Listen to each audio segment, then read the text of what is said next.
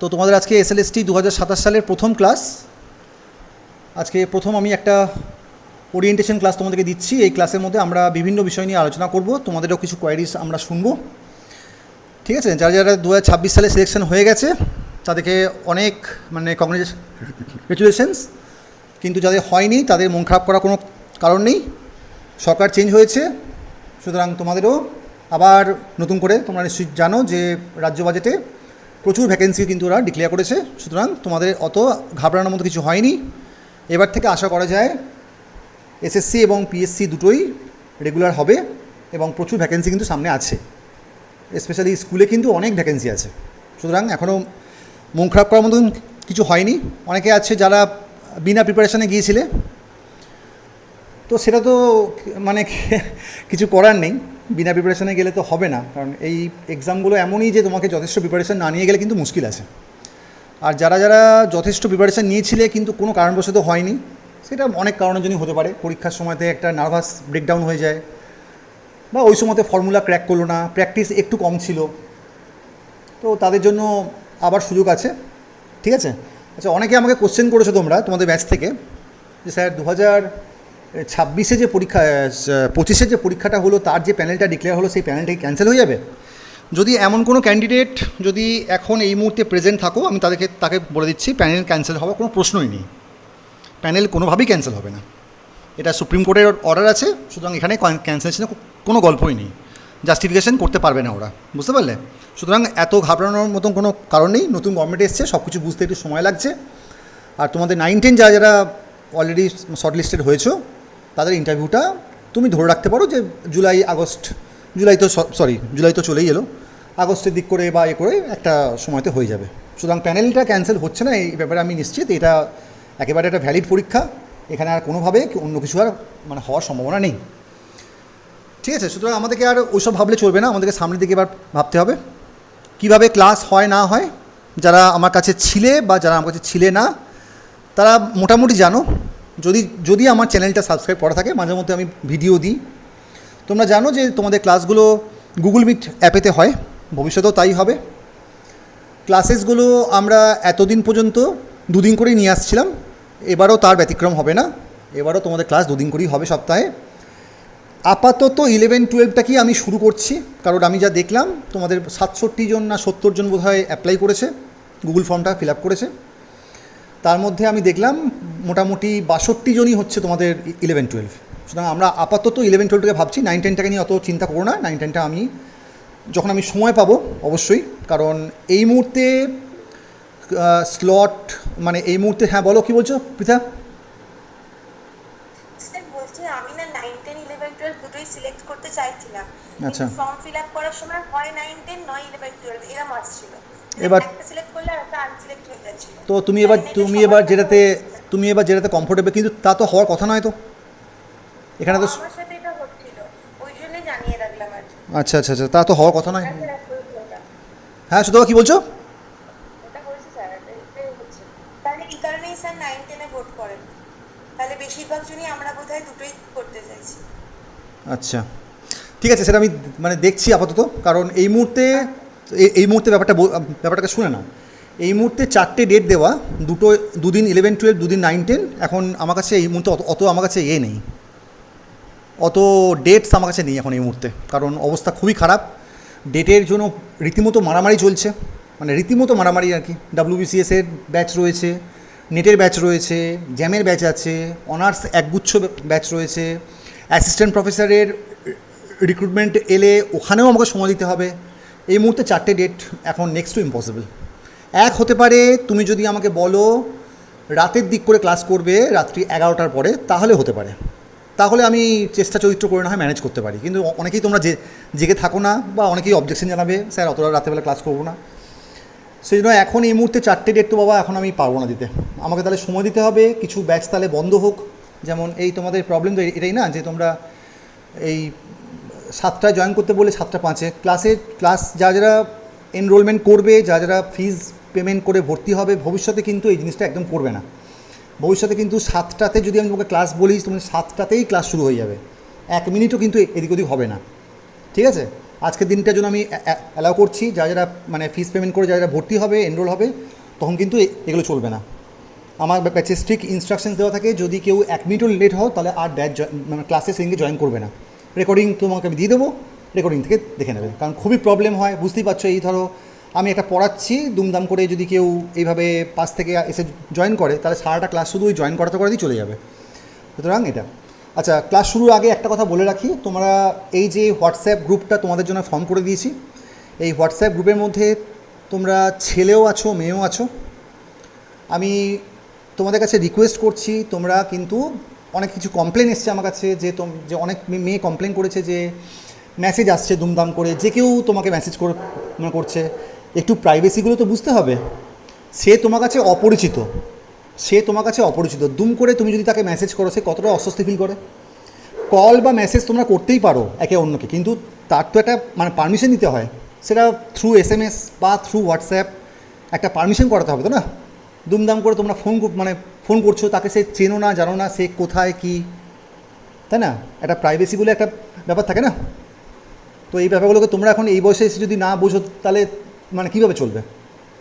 সুতরাং কল বা মেসেজ তো অবশ্যই, দেখো কিছু ইনফরমেশন জানতে গেলে কল বা মেসেজ করতে হয়, এবং সেটা কোনো অন্যায়ও নয়, কিন্তু তার আগে একটা পারমিশন নিতে হয় যে আমি কি আপনাকে অমুক টাইমে কল করতে পারি বা অমুক টাইমে মেসেজ করতে পারি। তো এইগুলো একটুখানি ভাবতে হবে তোমাদেরকে, বুঝতে পারলে? টিচার হয়েছো মানে তোমাকে তো এইগুলো তো ভাবতেই হবে, টিচার হতে যাচ্ছ, তাই না?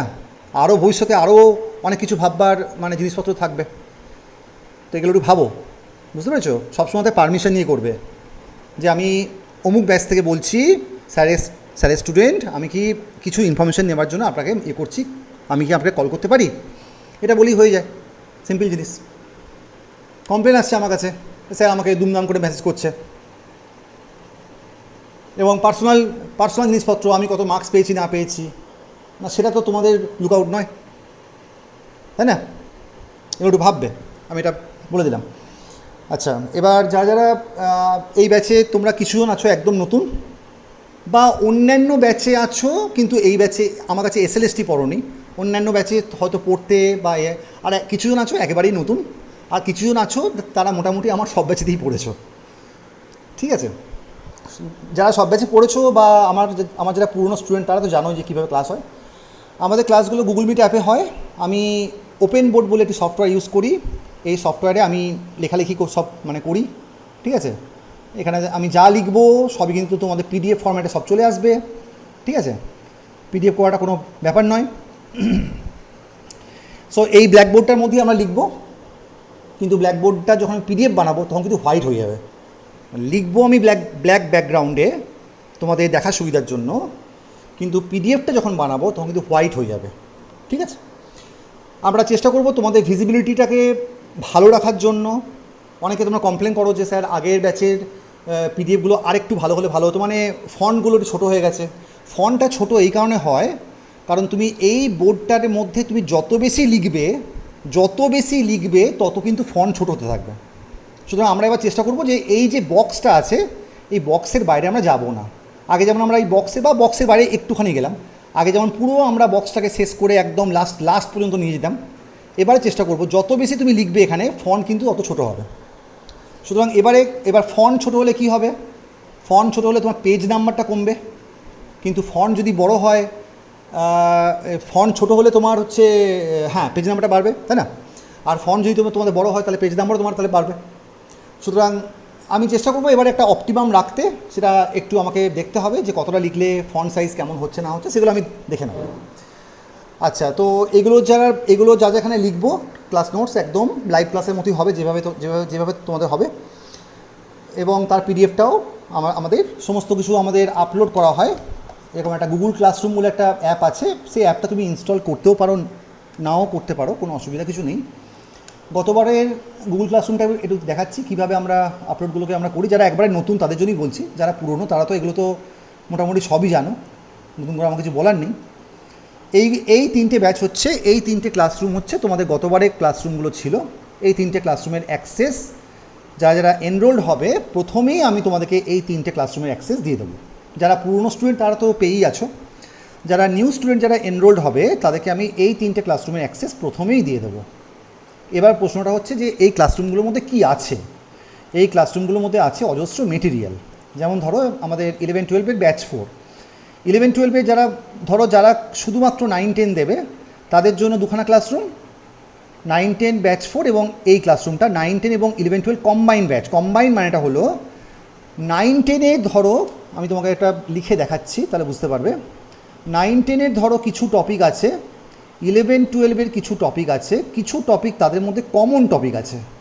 তো সেই কমন টপিকগুলোকে আমরা এই 9-10 এবং 11-12-এর যে কম্বাইন্ড ক্লাসরুমটা আছে এখানে আমরা আপলোড করি। মানে এই ক্লাসরুমটার মধ্যে তোমরা দেখতে পাচ্ছ এই যে এসএলএসটি কমন ক্লাসরুম, এই কমন ক্লাসরুমের মধ্যে আমরা শুধুমাত্র সেই টপিকগুলোকেই রাখি যে টপিকগুলো 9-10 এবং 11-12 কমন আছে। তুমি যদি এখানে দেখো ভালো করে, আমাদের এই সাউন্ড এবং সাউন্ডের অসিলেশন এবং ওয়েভসের কিছু পার্ট কমন আছে, কিছু পার্ট কমন নেই। তো যেগুলো কমন টপিকগুলোকে আমরা এই কমন ক্লাসরুমের মধ্যে আমরা আপলোড করি। সুতরাং তোমরা লাস্টবারে যারা নিয়েছিলে তারা বলছে স্যার আমি এটা খুঁজে পাচ্ছি না, ওটা খুঁজে পাচ্ছি না। যখনই খুঁজে পাবে না তখনই কমন ক্লাসরুমে খুঁজবে। তার মানে তুমি জানবে যে স্যার ওটা 11-12 কোনো একটা টপিক আমি ওই ক্লাসরুমে পাচ্ছ না, তার মানে ডেফিনেটলি সেটা এই কমন ক্লাসরুমে আছে। কারণ আমি ওটা 9-10-এর জন্য এবং 11-12-এর জন্য আলাদা আলাদা করে পড়াইনি, যা পড়িয়েছি একবারই পড়িয়েছি। এবং সেই ক্লাসগুলোকেও আমরা কমন ডেট দিয়ে দিই যে আজকে 9-10 এবং 11-12-এর বোথ মানে টপিকটা কমন আছে এমন ক্লাস করানো হবে। বুঝতে পারলে? এবার আমি তোমাকে 11-12-এর একটা স্যাম্পল দেখাচ্ছি কীভাবে আমরা রাখি। তোমাদের 7টা মডিউল আছে। সিলেবাসের ব্যাপারে বলে দিচ্ছি, আমার মনে হয় না এই মুহূর্তে সিলেবাস চেঞ্জেস হবে বলে।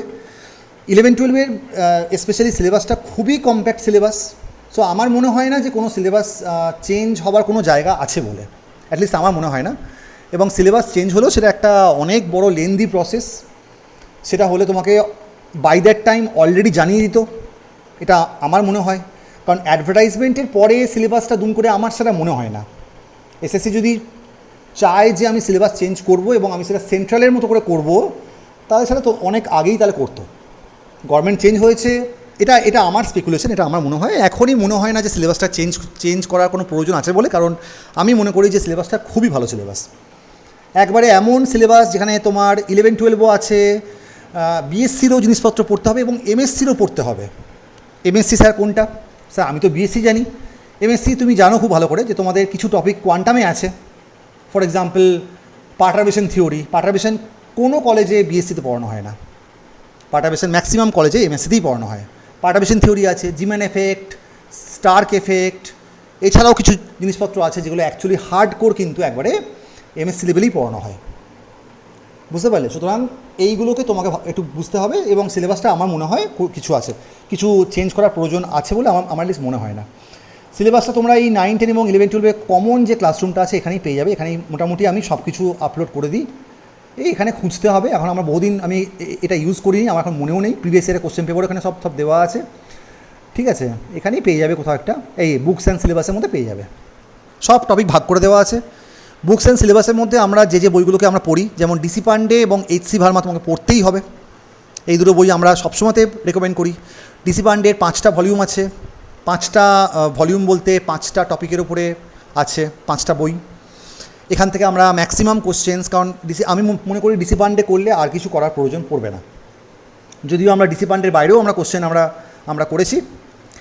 তার সঙ্গে সঙ্গে এসসি ভার্মা তো পড়তেই হবে, কোনো সন্দেহ নেই। এসসি ভার্মার প্রত্যেকটা এমসিকিউ। ডিসি পান্ডে সব কটা করতে পারলে খুব ভালো হয়, কিন্তু এত তুমি করতে পারবে না।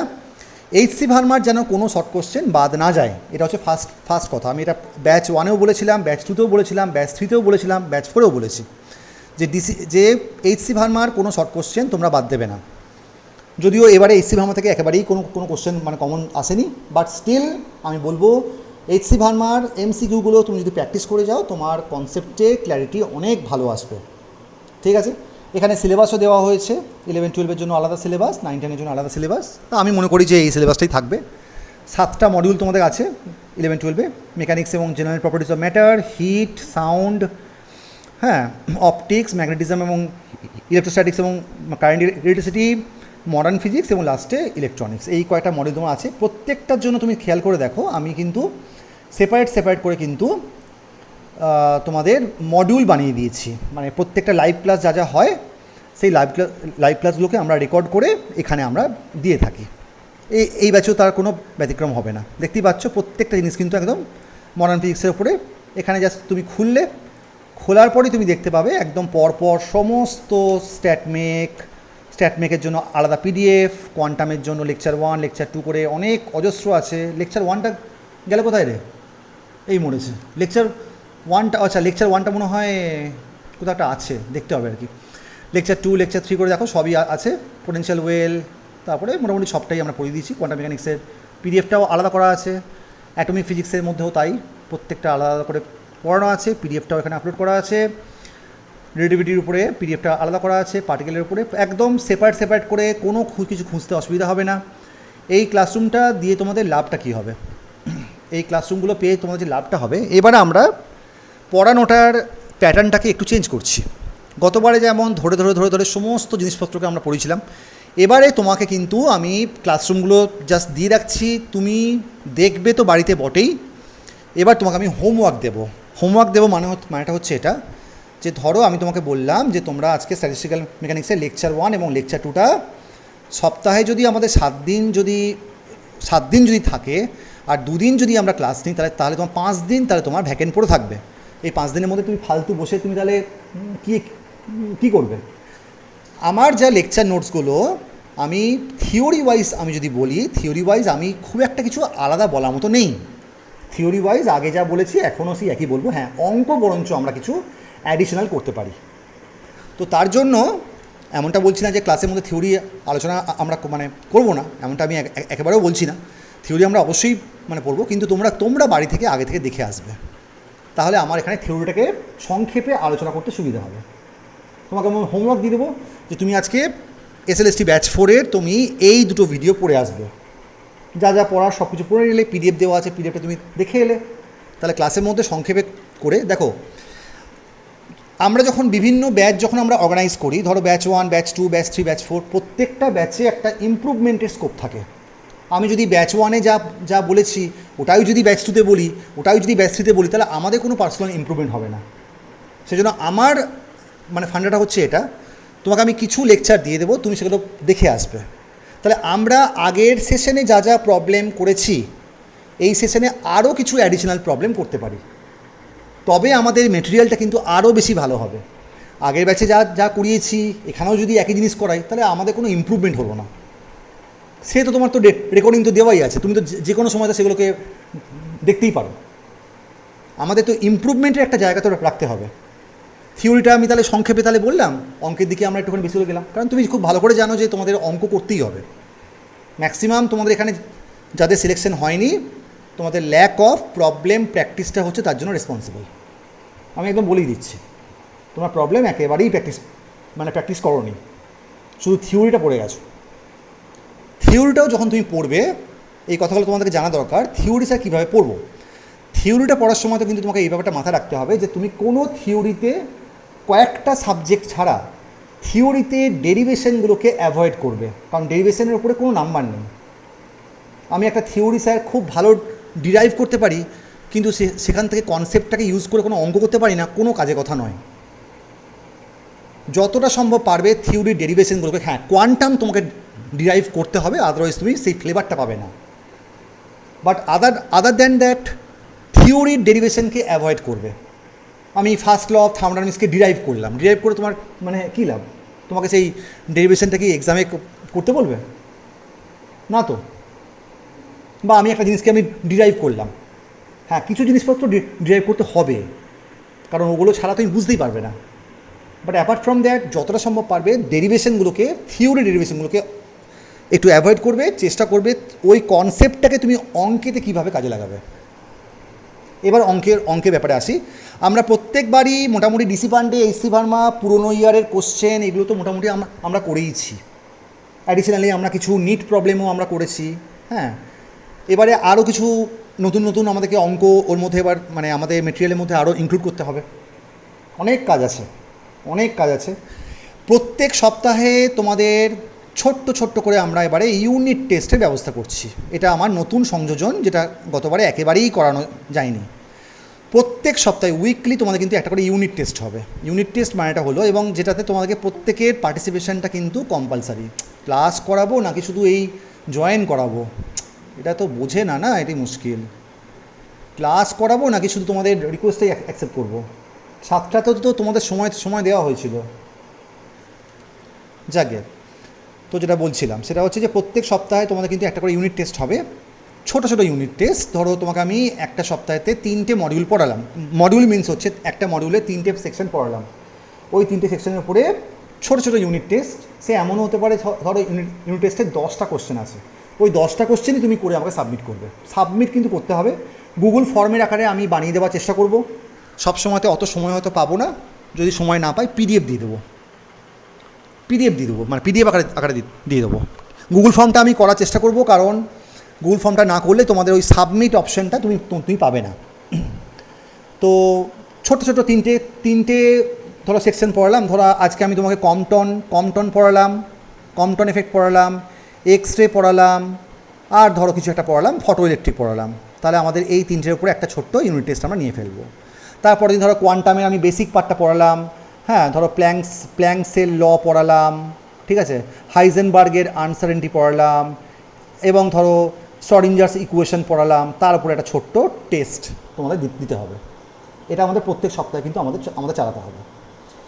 ইউনিট টেস্টে কিন্তু তোমাদের বসাটা কিন্তু কম্পালসারি, তোমাদের কিন্তু সাবমিট করতেই হবে। কারণ আদার দ্যান দ্যাট তোমরা নিজের প্রোগ্রেসটাকে বুঝতে পারবে না, যে যেগুলো ক্লাসের মধ্যে পড়ানো হচ্ছে সেগুলো আদৌ তুমি বুঝতে পারছো কি না।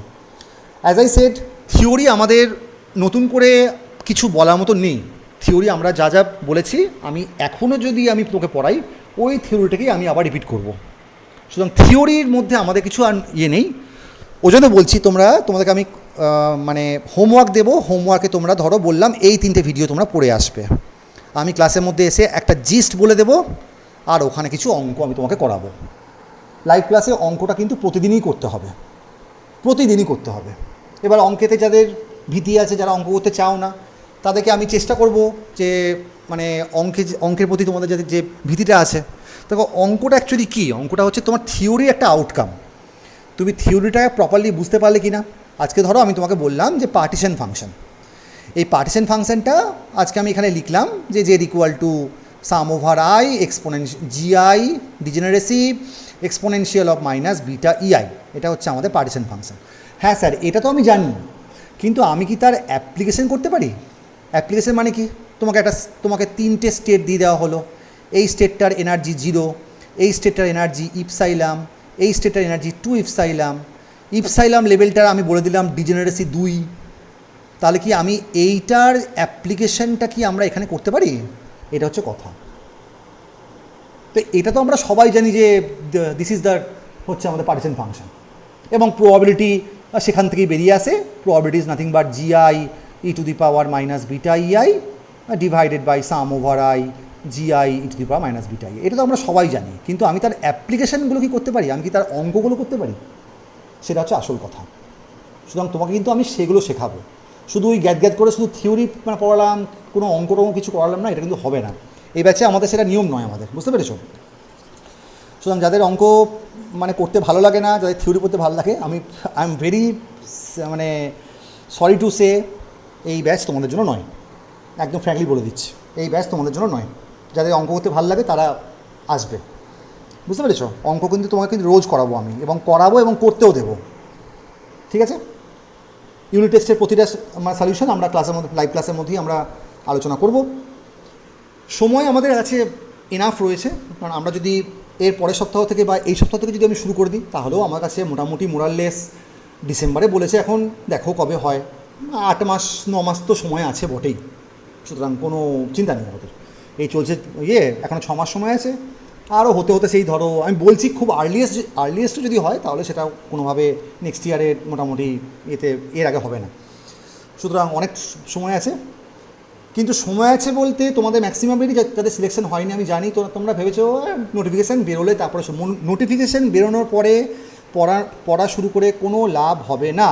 আগে থেকে ব্যাপারটা বুঝে নাও। নোটিফিকেশান বেরোনোর পরে তোমার কাজটা হবে রিভাইজ করা। যা প্রিপারেশন তুমি নোটিফিকেশান বেরোনোর আগেই করে রাখবে। ম্যাক্সিমাম জন তোমরা নোটিফিকেশান বেরোবে কি বেরোবে না, এই ডিলেমার মধ্যে পড়াশোনাটাই শুরু করনি, লাস্ট মোমেন্টে পড়ে এই সমস্ত এক্সাম কোয়ালিফাই হয় না। এই সমস্ত এক্সাম বলতে কোনো এক্সামই কোয়ালিফাই হয় না। কম্পিটিটিভ এক্সাম মানেটা হচ্ছে মিনিমাম 1 বছরের সময়কাল তোমার লাগবে। এখন থেকে শুরু করছো, প্রতিদিন তোমাকে ক্লাস করতে হবে। আর হ্যাঁ, একটা কথা হচ্ছে maximum participation in the live class negligible হয়। যা স্টুডেন্ট আমাদের কাছে আছে তুমি একটু দেখলে বুঝতে পারবে। 11-12 ব্যাচ 4-এ আমাদের কিছুজনের ডবল অ্যাকাউন্ট ছিল বলে তাদের সেই ডবল অ্যাকাউন্টগুলোকে আমি ডিলিট করে দিয়েছি। বাট সেটা ছাড়াও 140টা স্টুডেন্ট পড়তো আমাদের ব্যাচেতে।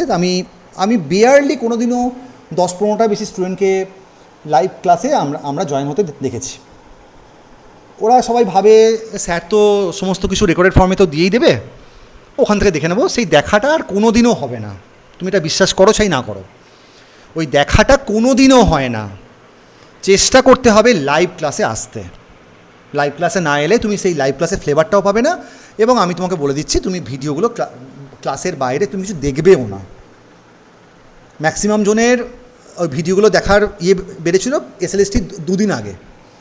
তো ওইভাবে করে তোমার কোনো আশাই নেই কোনো, আমি তোমাকে বলেই দিচ্ছি। সুতরাং একটা প্রিপারেশন তোমাকে এখন থেকে শুরু করতে হবে, রেগুলার ক্লাস করতে হবে এবং রেগুলার রিভাইজ করতে হবে। সুতরাং তুমি পড়বে, সুতরাং স্টাডি প্লাস রিভিশন বোথ কিন্তু তোমাদের সিনক্রোনাইজেশন উপায় হওয়া দরকার। মানে আমি এমনটা নয় যে আমি একটা টপিক পড়ে যাচ্ছি এবং পেছনের টপিকগুলো একটাও রিভিশন করা হলো না, সব ভুলে যাবে। তোমার স্টাডি করতে হবে প্লাস পিছনের জিনিসপত্রগুলো আবার করে দেখতে হবে, এবং সেটা প্রত্যেকটা মডিউল ওয়াইজ পড়তে হবে। অ্যাজ মাচ অ্যাজ পসিবল খুঁটিয়ে পড়তে হবে। আমি বিশ্বাস করি এত বেশি রিজার্ভেশন হয়ে গেল এবং জেনারেলদের ক্ষেত্রে কিন্তু বলছি কম্পিটিশন কিন্তু আরও টাফ হয়ে গেল। যারা এখানে জেনারেল ক্যান্ডিডেট আছো, কম্পিটিশন কিন্তু আরও অনেক বেশি টাফ হয়ে গেল। সুতরাং ভালো করে না পড়লে কিন্তু নেক্সট টু ইম্পসিবল, এবং কোশ্চেনের লেভেলও আমি বিশ্বাস করি নেক্সট SLSTতে পুরো ভীষণ রকমের শক্ত কোশ্চেন হবে। বাট আমাদের প্রিপারেশনটা যেহেতু সবসময়ের জন্যই একটা লেভেল ওপরে থাকে, সেটা তুমি মক টেস্টের কোশ্চেনগুলোকে দেখলেই বুঝতে পারবে। আমাদের কোশ্চেনগুলো সবসময়তেই একটু সাধারণের থেকে একটু হাই স্ট্যান্ডার্ডের থাকে। কারণ দেখো, তোমার কাছে যদি এক্সামের লেভেল যদি এটা হয়, তোমাকে সবসময়তে প্রিপারেশান রাখতে হবে এই লেভেলটাতে, এটা আমার বিশ্বাস। এই লেভেলটাতে প্রিপারেশান থাকলে এই লেভেলটা কোনো ব্যাপারই নয় বলে মনে হবে। প্রিপারেশানটা তোমাকে কোশ্চেন খুব সহজ কিন্তু দেওয়া হবে না। একদমই ভেবো না যে কোশ্চেনগুলো জাস্ট ছক্কা মারার মতো বল দেবো আর তুমি ছয় মারবে, এমনটা হবে না। তোমাকে যথেষ্ট ভাবাবো আমি প্রত্যেকটা কোশ্চেনকে, দুম করে হয়ে যাবে, কিন্তু এমনটা নয়। এক্সামগুলো দেওয়ার সময়তে কিন্তু অবশ্যই খেয়াল রাখবে যে কোনো বইপত্র নিয়ে বসবে না, কোনো ChatGPT কোনো ঠকাচ্ছ তুমি আমাকে, নিজেকে তো আর তুমি আর ঠকাতে পারবে না, রেজাল্ট তোমারই খারাপ হবে। কোনো নোটসপত্র যা পড়া তুমি সব পড়ে নিলে এক্সাম টাইমে শুধু ওই কোশ্চেনগুলোকে সলভ করবে, ঠিক আছে? এটা হচ্ছে ফার্স্ট কথা। একদমই কোনো রকমের হেল্প নেবে না, বা একে তাকে ফোন করে তোর অ্যান্সারটা কী এলো রে আমাকে একটু বল, এসব করলে কিন্তু তোমরা নিজেরাই ফাঁসবে। আমি তো আর দেখতে যাচ্ছি না, আমি তোমাকে অনলাইনে কোশ্চেনটা দিয়ে দেবো, এবার তুমি কীভাবে দেবে সেটা তোমার ব্যক্তিগত ব্যাপার, এখানে আমার কিছু বলার নেই। তুমি যদি চাও যে তোমার প্রিপারেশানটা তুমি জাজ করবে, তাহলে অনেস্টলি তোমাকে দিতে হবে এক্সামটা, আদারওয়াইজ যা হওয়ার তাই হবে, ঠিক আছে? তো এমনি করে প্রত্যেকটার জন্য আমরা দেখো তোমাদের মেটেরিয়াল সাজিয়ে রেখেছি। অপটিক্সের জন্যও প্রচুর ক্লাসেস নেওয়া হয়েছে, দেখলেই বুঝতে পারবে। এমনটা নয় যে আধ খ্যাচড়া পড়িয়ে ছেড়ে দিয়েছি, একবারে A to Z কেউ এখানে বলতে পারবে না। যারা এই ব্যাচের পুরনো স্টুডেন্ট, আমার ফান্ডাটা হচ্ছে এটা, সিলেবাস যা আছে প্রতিটা অক্ষর ধরে পড়ানো, একটা সিঙ্গেল টপিকও আমরা বাদ দিইনি, নট এ সিঙ্গেল টপিক।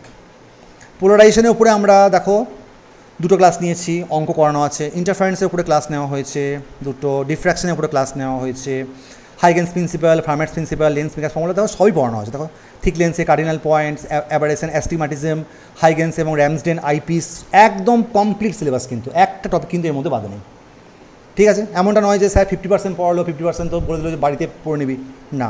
সিলেবাসের প্রতিটা ওয়ার্ড ধরে ধরে আমরা পড়াই, একটা ওয়ার্ডও বাদ যাবে না।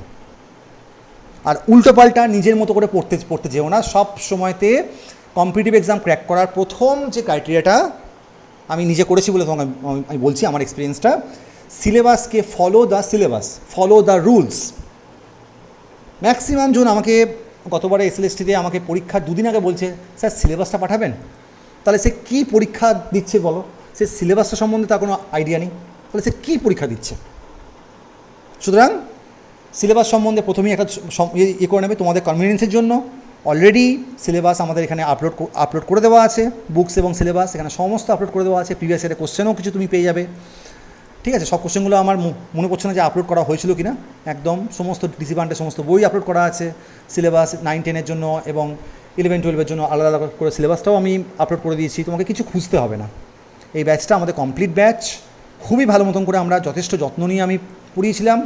সুতরাং এই মেটেরিয়ালটা তোমাদের জন্য সাফিসিয়েন্ট। আমরা যেটা করব, আমরা থিওরিটাকে এবার কম মানে যেটুকু না নইলেই নয়, ডেরিভেশন তো করাবোই না, ডেরিভেশন তো জাস্ট ওই কোয়ান্টামে যা একটুখানি মানে করতে হবে করাবো, বাট একদমই কিন্তু লাইভ ক্লাসে তোমরা যারা জয়েন করবে, আমি বিশ্বাস করি যে তোমরা সিরিয়াস স্টুডেন্ট, ঠিক আছে? এমনটা বলবে না যে স্যার আমি ধরো সোমবার দিন মনডে যদি আমি একটা ক্লাস নিই, আর যদি ধরো আমি এটা থার্সডে আমি যদি একটা ক্লাস নিই, তুমি আমাকে এটা মোটেও বলবে না যে স্যার আমি সময় পাইনি। 3 দিন মাঝখানে সময় পেয়েছো, 2টো লেকচার, তোমার কাছে এমন কিছু সময় লাগবে না। তোমাকে আমি খুব বেশি হোমওয়ার্ক দেবো না। 84খানা মতন লেকচার তোমাদের 11-12-এ আছে। তোমাকে যদি প্রত্যেক সপ্তাহে যদি আমি 2টো করে দেখতে বলি, তাহলে 42 সপ্তাহ লাগে তোমার শেষ করতে। 42 সপ্তাহ লাগবে। 42 সপ্তাহ মানে তোমার নিয়ারলি তোমার মোটামুটি 10 মাস। আমি একটু কমিয়ে দিচ্ছি, আমাদের টার্গেটটা 7 থেকে 8 মাসের মধ্যে শেষ করতে হবে উইথ টেস্ট আর কি। উইথ টেস্ট আমরা 7 থেকে 8 মাসের মধ্যে আমরা শেষ করবো। কারণ যারা এখানে পড়েছো তারা জানো যে আমি শুধু ওই জাস্ট বলে দিয়ে চলে গেলাম এমনটা কিন্তু করি না। ওই টপিকটার উপরে যতক্ষণ না পর্যন্ত আমরা ম্যাক্সিমাম টু ম্যাক্সিমাম প্রবলেম না করছি, আমি ওই টপিকটা ছেড়ে বেরোই না। সে তোমার কী থার্মোডাইনামিক্স, কী তোমার অপটিক্স, কী তোমার আমি যতক্ষণ না পর্যন্ত ওর উপরে সাফিসিয়েন্টলি প্রবলেম না করাচ্ছি, ল্যাগ্রাঞ্জেস ধরো ল্যাগ্রাঞ্জিয়ান অ্যান্ড হ্যামিল্টনিয়ান, এর উপরে সাফিসিয়েন্টলি যতক্ষণ পর্যন্ত আমি তোমাকে কিছু প্রবলেম না করাচ্ছি, আমি ওই টপিক থেকে বেরোবো না। তাতে যদি আমার 2 দিন সময় লাগে তো 2 দিন সময় লাগবে, বাট আমি ওই যেমন তেমন করে ছেড়ে দেওয়ার মতন মানে লোক আমি নই। যা পড়াবো যথেষ্ট অঙ্ক আমি লাইভ ক্লাসে করাবো, তোমাকে করতে দেবো, তারপর আমি ছাড়বো। সুতরাং বুঝতে পারছো 11-12-এর যা সিলেবাস আছে ওটা করতে যথেষ্ট সময় লাগবে। অনেক টপিক আছে, প্রত্যেকটার পুরো এত প্রবলেম করানো, অনেক ঝামেলা আছে। প্রবলেমগুলোকে নিয়ে এবার কিছু কথা বলি। প্রবলেমগুলো আমরা এবারে যেটা করব সেটা হচ্ছে যেটা আমি গতবারে যেটা আমার মনে হয়েছিল যে আমি এটা ভুল করেছিলাম, এটা হওয়াটা উচিত ছিল না, তার জন্য আমি সমস্ত ব্যাচেতেই আমি এইটাই শুরু করে দিয়েছি। প্রবলেমগুলো এবার আমি তোমাকে প্রথমেই করিয়ে দেবো না। যেমন আমি আগে যেটা করতাম, ক্লাসের মধ্যেই করিয়ে দিতাম সব, মানে স্টুডেন্টরা করার মতো কিছু পেতোই না, মানে 10টা প্রবলেম 10টাই করে দিলাম। এবারে আমি সেই জিনিসটা করবো না। এবার আমি তোমাকে প্রথমেই তোমাকে আমি করতে দেবো। তুমি প্রথমে ট্রাই করো 1, 2, 3, 4, 5, নিজে ট্রাই করো, নিজে ট্রাই করো। পরে ক্লাসে আমি করাবো, মানে যে ক্লাসে আমি থিওরি পড়াবো সেই ক্লাসে আমি কোনো অঙ্ক আমি করাবো না। কারণ আমি চাইছি তুমি আগে নিজে একবার ট্রাই করো, তুমি নিজে করতে পারছো কিনা। আমি তোমাকে যেটা করাবো, আমি তোমাকে ক্লাসে অঙ্কটা করানোর সময়তে আমি দেখে নেবো যে তোমাদের অ্যান্সারটা আমার সঙ্গে ম্যাচ করছে কিনা। বুঝতে পেরেছো? এবারটা কিন্তু একটু আলাদা। তোমাকে আমি সেই প্রথম ক্লাসেই বলেছিলাম না যে আমাদের এবার স্ট্রাকচারটা একটু স্লাইটলি ডিফারেন্ট হবে। গতবারে সিলেকশন আমাদের ব্যাচ থেকে অনেক হয়েছিল, এবারে আশা করা যায় আরও অনেক বেশি হবে, মানে অ্যাটলিস্ট পার্সেন্টেজটা আর কি। ঠিক আছে? প্রতিদিনে তোমাদের কাজটা হবে যে আমি যাই করি না কেন, আমি টিউশন পড়াই, যাই করি না কেন, আমার অমুক টিউশন আছে, টিউশনগুলোকে তোমাকে এই সময়তে একটু ছাড়তে হবে। আমি জানি অনেকের ফিনান্সিয়াল প্রচুর ক্রাইসিস রয়েছে, যতটা সম্ভব কম করা যায়, কারণ নিজের প্রিপারেশনের জন্য সময় দিতে হবে, আদারওয়াইজ কিন্তু হবে না। নিজের প্রিপারেশনের জন্য কিন্তু বাড়িতে তোমাকে একটু বসতে হবে, একটু পড়তে হবে। বুঝতে পারলে? স্টুডেন্টকে পড়ানোর জন্য দেখো, তোমরা ভাবো বোধহয় যে আমি তো স্যার, অনেকে আবার আমাকে এটা মানে বলেও ছিল লাস্ট টাইম যখন আমি করছিলাম, স্যার আমি তো 11-12 টিউশন পড়াই, সো আমার কাছে 11-12টা খুব একটা ঝামেলা নয়। তার কোনো আইডিয়াই নেই যে 11-12 সিলেবাসের সঙ্গে 11-12 এসএসসি সিলেবাসের কোনো মিল নেই। ল্যাগ্রাঞ্জিয়ান হ্যামিল্টনিয়ান তুমি 11-12 স্টুডেন্টকে পড়াও, তুমি কোয়ান্টাম মেকানিক্স পড়াও, তুমি জিমান এফেক্ট পড়াও, তাহলে 11-12 টিউশন পড়িয়ে কোনো লাভ নেই, কারণ সিলেবাসটা মোস্টলি বিএসসি লেভেলের। তুমি পোলারাইজেশন পড়াও, তুমি bound charge density, free charge density, এগুলো তুমি পড়াও। তুমি 11-12 স্টুডেন্টকে ডাইভারজেন্স কার্ল পড়াও, তাহলে সুতরাং ওইভাবে হয় না, নিজের পড়ার জন্য সময় দিতে হবে, কারণ সিলেবাসটা তোমাদের বিএসসি এবং এমএসসি লেভেলের। এমএসসিরও কিছুটা পার্ট কিন্তু রয়েছে, perturbation theory, spin orbit coupling, এগুলো তোমরা একসময় পড়েছিলে, এখন সব তোমরা ভুলে গেছো, বা তোমরা হয়তো সদ্য এসএলএসটি দিয়েছো বলে হয়তো একটু একটু চর্চার মধ্যে রয়েছে। ঠিক আছে, সুতরাং লাইভ ক্লাসে আসতে হবে, আমার সঙ্গে কন্ট্যাক্ট রাখতে হবে। ম্যাক্সিমাম স্টুডেন্ট তোমরা আমার সঙ্গে কোনো যোগাযোগই রাখো না, আমাকে তো বলতে হবে, হোয়াটসঅ্যাপ করে দেবে, মেসেজের উত্তর সঙ্গে সঙ্গে পাবে না, সময় লাগবে, একদিনও লাগতে পারে। অনেক মেসেজ আসে, তোমার যখন টার্ন আসবে তখন তোমাকে আমি রেসপন্স করবো। সারাদিনে 50-এর বেশি মেসেজ আসে, তো সারাদিনে আমি ক্লাস করাবো নাকি কলেজ যাব নাকি এসব করবো, সম্ভব নয়, বাট রেসপন্স করবো তোমাকে আমি, বুঝতে পেরেছ? আচ্ছা, তো এইটা হচ্ছে আমাদের মোটামুটি ক্লাসের একটা বাকিগুলো তুমি একটু দেখে নাও, তোমাদের শান্তির জন্য একটু দেখিয়ে দিচ্ছি, দেখে নাও সব কিছু একেবারে। জেনারেল প্রপার্টিজ অফ ম্যাটার, এর মধ্যে সব কিছু আছে, দেখতে পাচ্ছ, এই দেখো, গ্র্যাভিটেশন বেসিক্স, লেকচার 1, সবই আছে পড়ানো, কোনো চিন্তা করো না, ঠিক আছে?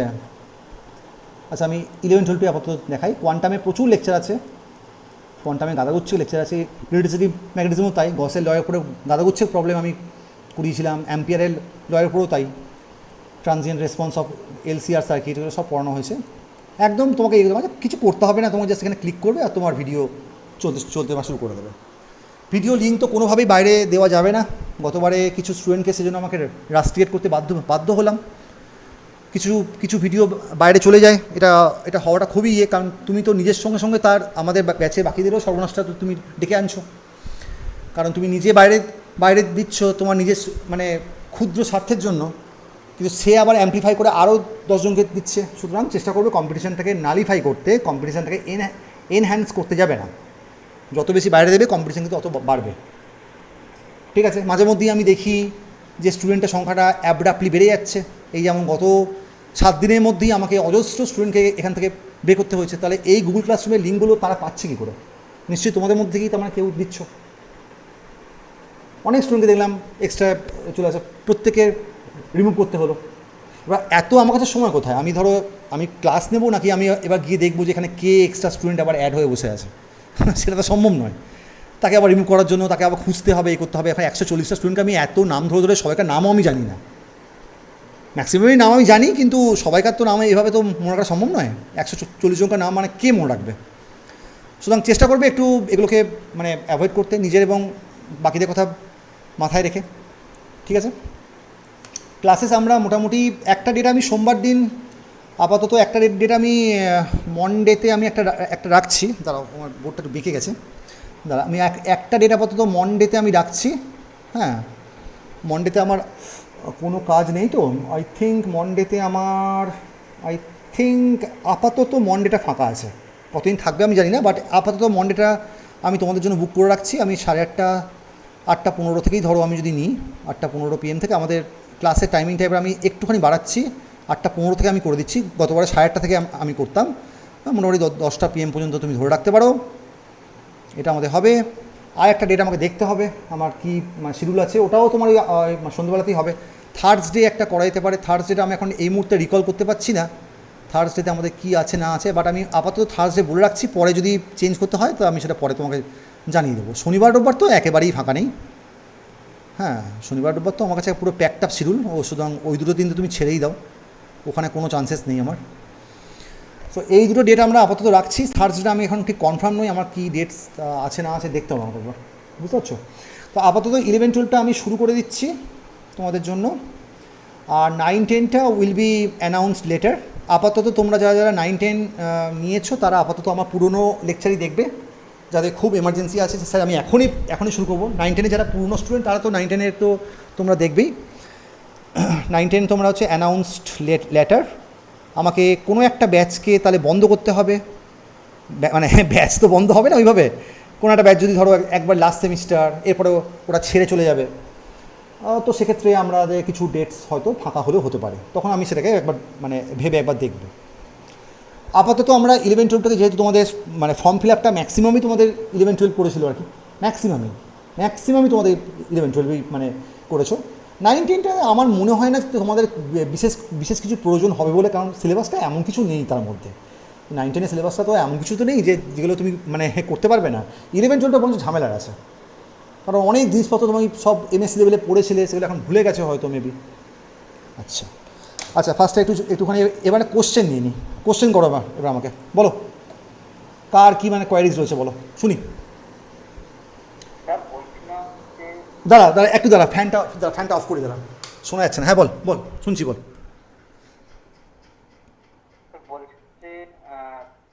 কত টাকা কি কত কত টাকা লাগবে? আরে ধুর বাবা, ফি স্ট্রাকচারটা বলছি, তুই অন্য কিছু মানে কোশ্চেন কর না।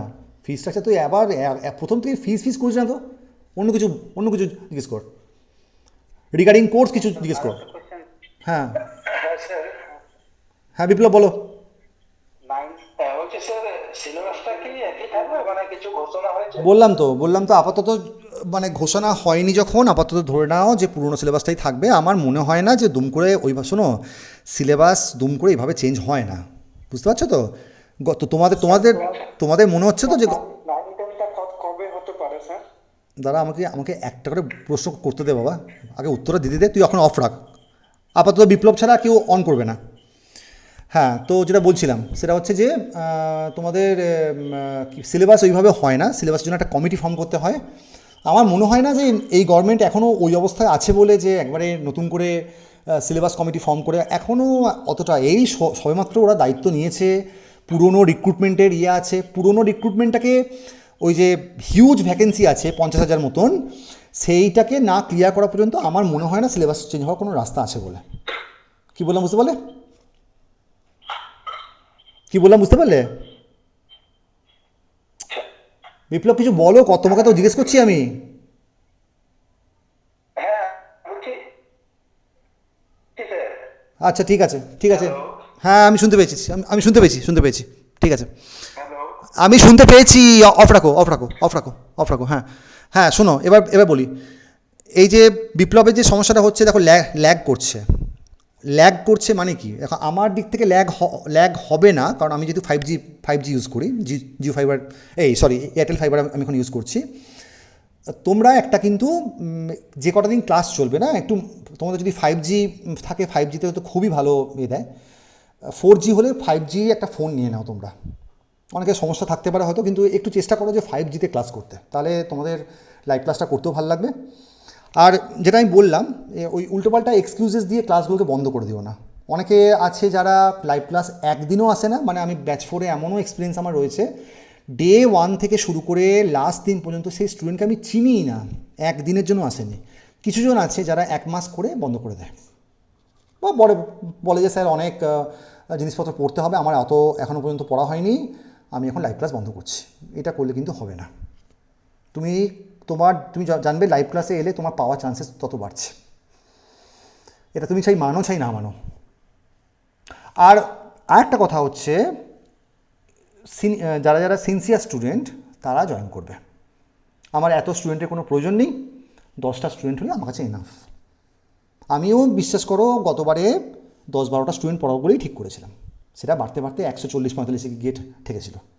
আমার অত স্টুডেন্টের দরকার নেই, আমি কমেতেই খুশি। আমি 20টা স্টুডেন্ট যেন 20 জনই যেন পেয়ে যায়, আমার টার্গেটটা হচ্ছে এটা।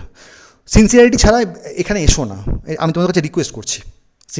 উইদাউট সিনসিয়ারিটি এসো না এখানে। আমি প্রথমে কমিট করলাম, আমি মানে কোর্সটাকে পারচেস করলাম, তারপরে আমার কোনো আর ইন্টারেস্ট নেই, আমি আর করছি না। তো করো না এই ধরনের কেসেতে, ফালতু নিজের এবং আমার টাইম নষ্ট করো না। সিরিয়াস হলে তবেই এসো, আদারওয়াইজ এসো না। ওকে, হ্যাঁ বলো আরাজুল এসকে, বলো কি বলছিলে? বলছিলাম স্যার 9-10টা কবে হতে পারে ব্যাচটা স্টার্ট? ব্যাচটা স্টার্ট আমি বলছি না, এখন এই মুহূর্তে আমার পক্ষে এখন 9-10টা মানে কমিট করাটা মুশকিল আর কি। আমি কবে এখন টাইম বের করতে পারবো?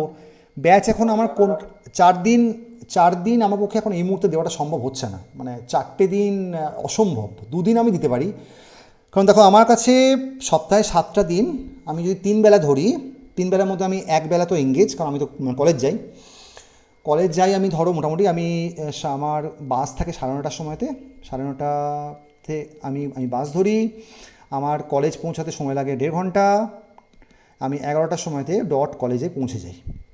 11টা থেকে আমার ক্লাস থাকে, আমার মানে কলেজ আওয়ার্স, আমি মোটামুটি 3:45-এ, মোটামুটি ম্যাক্সিমাম দিনকেই আমি 3:45-এ আমি বেরোই। বাড়ি ফিরতে ফিরতে আমার মোটামুটি 5টা 15 বেজে যায়। সুতরাং 9টা থেকে 5টা 15 পর্যন্ত কোনো চান্সেস নেই কিছু হওয়ার।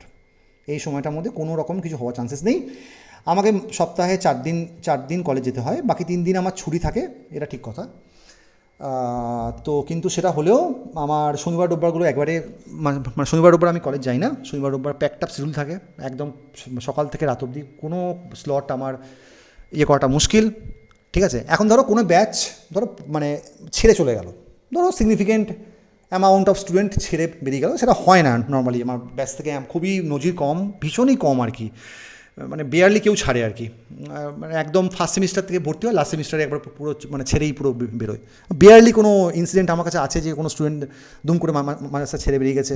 সুতরাং ব্যাচগুলো বন্ধ হওয়ার কোনো সিন নেই এখন কোনো, সব ব্যাচই একদম রানিং চলছে আমার।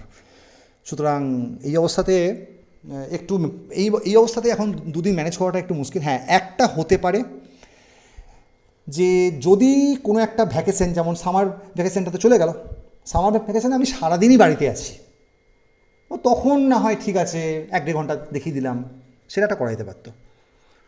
কিন্তু আপাতত এই মুহূর্তে আমার কাছে ডেট পাওয়াটা একটু মুশকিল। হ্যাঁ বলো, কী বলছো? তো বিষয়টা হলো, তবে হ্যাঁ, যাদের যাদের এলিমেন্টাল নেই, ওই জন্যই বললাম যে 9টা তুমি আপাতত যদি একান্তই যদি প্রয়োজন পড়ে, তাহলে আমার রেকর্ডিংগুলো দেখো। আমি অ্যাজ আই সেড, দেখো রেকর্ডিং এবং আমার লাইভ ক্লাসের মধ্যে থিওরিটিক্যালি কোনো পার্থক্য নেই। যা আমি ওখানে বলেছি থিওরি ওয়াইজ কোনো পার্থক্য হবে না। থিওরি তুমি কি চেঞ্জ করবে, আমি কি এমন এক্সট্রা বলবো? আমি আজকে ধরো মেকানিক্স পড়াচ্ছি, 1D 2D 3D মোশন, তো আমি এক্সট্রা করে কি বলবো তুমি আমাকে বলো না। থিওরিতে এক্সট্রা কিছু হয়? এক্সট্রা আমি কি বলতে পারি? বাট প্রবলেমে কিন্তু অনেক ভ্যারাইটি। হ্যাঁ, তুমি বলতে পারো যে প্রবলেমগুলো স্যার আপনি তাহলে একটু তাহলে সময় করে তাহলে করে নিন। সে একটা কাজ করতে পারো, তুমি তাহলে পড়ে নাও আমার থেকে সমস্ত মেটেরিয়ালগুলোকে নিয়ে, 9-10-এর ব্যাচ 4টা তুমি নিয়ে নাও। এবারে আমার থেকে যা যেটা পারচেস করলে তুমি নিয়ে নিলে, এবারে সবাই মিলে আলোচনা করে একটা সিদ্ধান্ত নাও যে স্যার এবার একটা প্রবলেম সেশন করান, লাইভ করান। এটা করতে পারি, এটা একটা করানো যেতে পারে। থিওরিটিক্যালি কোনো পার্থক্য হবে না।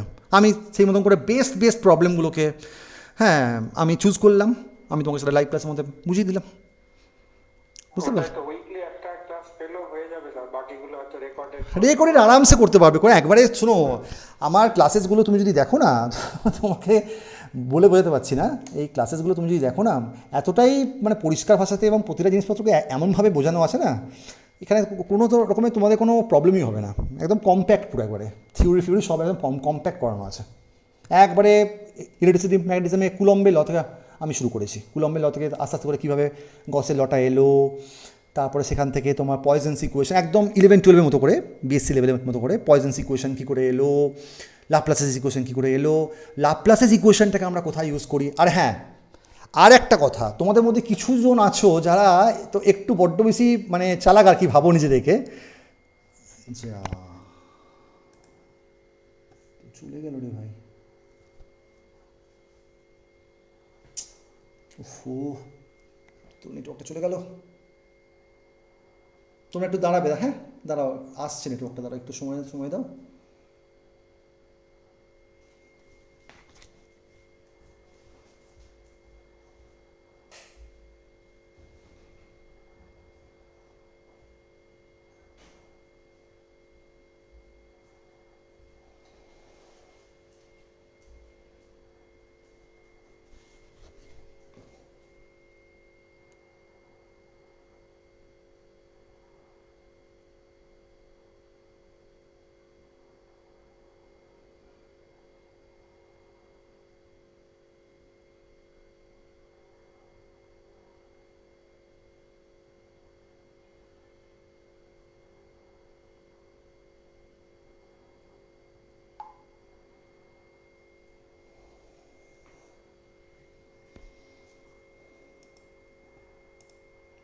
একটু প্রবলেম হয়ে গেল।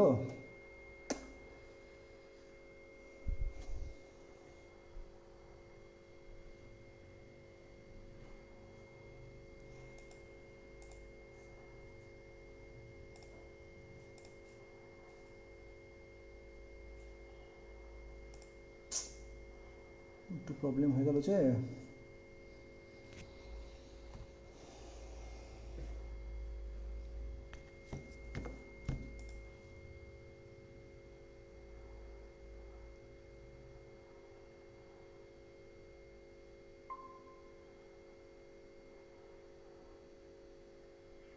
হ্যাঁ শোনা যাচ্ছে, হ্যাঁ শোনা যাচ্ছে, হ্যাঁ শোনা যাচ্ছে। শোনা যাচ্ছে। আসলে ওই বললাম না আমার ফাইবারটা আপডেট নিচ্ছে।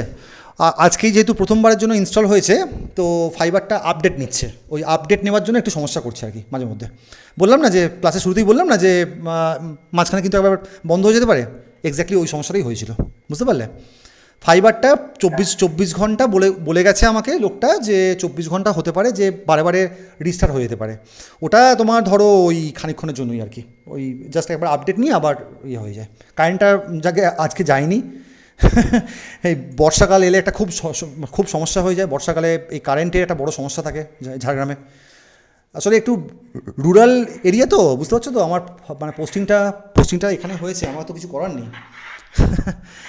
ঠিক আছে, আচ্ছা বলো কী বলছি, বলো এই বিপ্লব বলো কী বলছো? একটা কাজ করতে পারে। হ্যাঁ স্যার একটা ছোট কম্পিউটার নিয়ে নিতে পারে।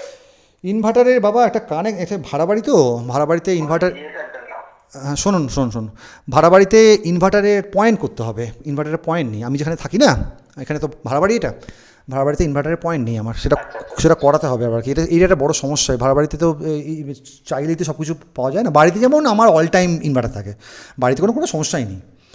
ঠিক আছে, আমি তো 2 উইকস ছাড়া বাড়ি যাই, সুতরাং ওখানে কোনো সমস্যা হয় না। যাকে, আচ্ছা আর কি বলো, কী বলছিলে? কে যেন বেশ লাস্ট কী বলছিলে? কোশ্চেন ছিল, হ্যাঁ বলো। একটা কোশ্চেন ছিল। হ্যাঁ, আমি হচ্ছে স্যার শুরু কোন জায়গা থেকে করবেন, মানে কোন চ্যাপ্টার থেকে শুরুটা করব হচ্ছে আমি লাস্ট টাইমও যেখান থেকে শুরু করেছিলাম, মডার্ন ফিজিক্স থেকে শুরু করব। বুঝতে পারলে? মডার্ন ফিজিক্স, বুঝতে পারলে? একদম বেসিক পার্ট থেকে, মডার্ন ফিজিক্সে যে একদম বেসিক পার্টগুলো, ওই কম্পটন ফেক্ট, ওই পার্টগুলো তো তোমাদেরকে দেখো। ভেক্টর তো তোমরা মাল্টিপল টাইমস পড়েছো, ভেক্টর মেকানিক্স থেকে শুরু করে লাভ নেই।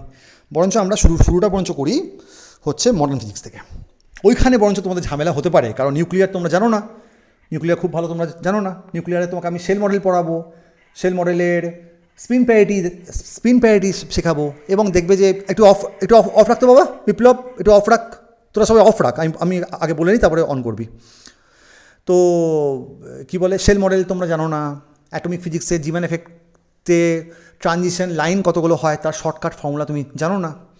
তো এইগুলোকে আমরা একটু স্পেশাল কেয়ার নিয়ে বলবো, বুঝতে পারছো? এবং তুমি দেখবে যে একবারে ক্রিস্টাল ক্লিয়ার সব কিছু, এত সহজ। আমরা হ্যাঁ সিলেকশন রুলটাকে জিম্যান এফেক্টের ক্ষেত্রে সেই কী করে, ওই কী বলে, আমরা ডায়াগ্রামটাকে ড্র করে আমরা আবার করি, কিচ্ছু করতে হবে না। আমি তোমাকে শর্টকাট রুল বলে দেবো, 1 সেকেন্ডে বেরিয়ে আসবে।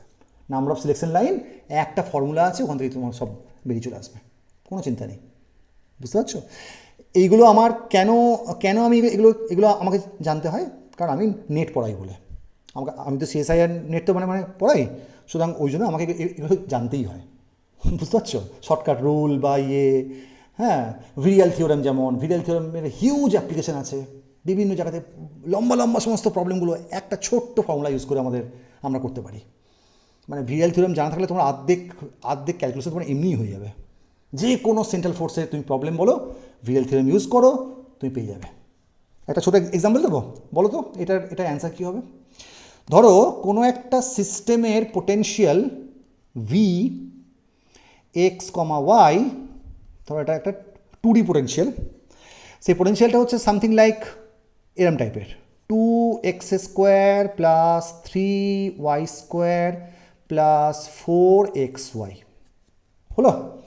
তুমি আমাকে বলো তো এই পোটেনশিয়ালের জন্য তুমি আমাকে বলো কাইনেটিক এনার্জি সঙ্গে পোটেনশিয়াল এনার্জি রেশিও কত হবে, বলো কীভাবে করবে? এটা বলো, তার সঙ্গে এটা বলো যে কাইনেটিক এনার্জিটা টোটাল এনার্জি কত ভাগ, তুমি আমাকে এটা বলো।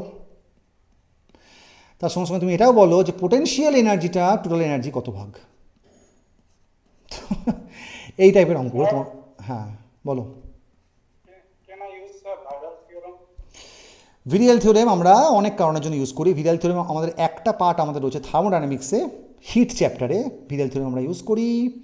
সেন্ট্রাল ফোর্সেও ভিরিয়াল থিওরেমটা হিউজ ইউজড হয়। নিয়মটা হচ্ছে এটা, তুমি সবসময়তে এটা ডিগ্রি দেখবে। এটা কত নম্বর ডিগ্রি? 2। ইয়েস, এর মাথার উপরে পাওয়ার 2, এর মাথার উপরে পাওয়ার 2, এটাতেও পাওয়ার 2। তার মানে এটা হচ্ছে একটা ডিগ্রি 2 এর একটা ইকুয়েশন। এটা হচ্ছে একটা ডিগ্রি 2 হয়ে গেল, তাই না? এবার আমাকে দেখতে হবে যে পোটেনশিয়াল, তাহলে ডিগ্রি 2 মানে ইন জেনারেলি ওটা ভিটা তার মানে হয়ে যাচ্ছে প্রপোর্শনাল টু তোমার r to the power n হয়ে যাচ্ছে না। r to the power n মানে n কত? nটা হচ্ছে 2, nটা হচ্ছে 2, x2 y2 মানে আরও 2। তাহলে ভিটা যদি proportional to r to the power n যদি হয়, তাহলে kinetic energy by potential energy তার রেশিও কত হয়? n/2 হয়, n/2 হয়। ব্যাস, এখান থেকে বেরিয়ে আসবে, 1 সেকেন্ডের মামলা। এইগুলো তোমাকে শিখতে হবে, তাই না? আবার ধরো একটা এক্সাম্পল দিচ্ছি। ধরো তুমি একটা ট্রানজিশন লাইন বের করতে চাইছো।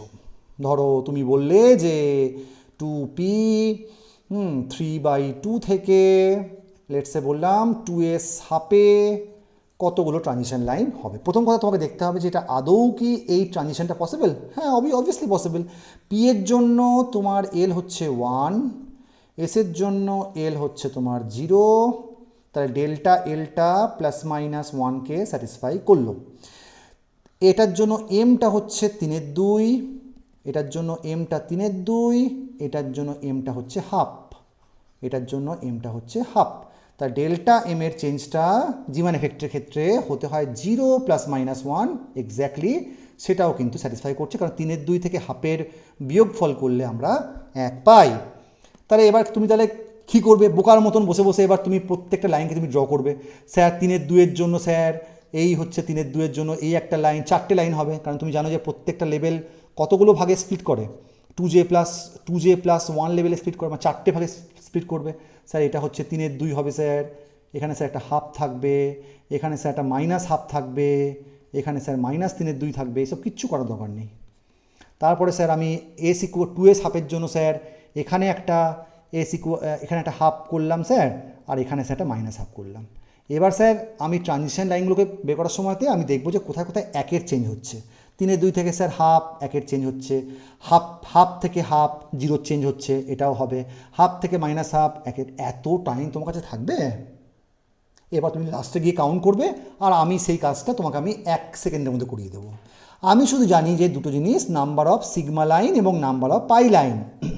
নাম্বার অফ সিগমা লাইনটা আমার হয় 2 times J1 + J2, 2 times J1 + J2। আর নাম্বার অফ পাই লাইনটা আমার হয় 2J1, নাম্বার অফ পাই লাইনটা আমার হয় 2J1 + 1। J1টা কোনটা, J2 কোনটা স্যার? J1টা হচ্ছে যেটা ছোট, সেটা হচ্ছে J1, যেটা বড় সেটা হচ্ছে J2। কত J1? তার মানে J2 হচ্ছে 3/2, J1 হচ্ছে হাফ। J2 3/2, J1 হচ্ছে হাফ। ব্যাস, ভ্যালু বসিয়ে দাও। তো এটা হয়ে যাচ্ছে কত?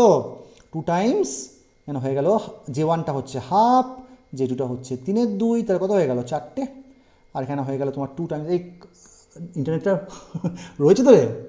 এই শোনা যাচ্ছে? Yes, sir.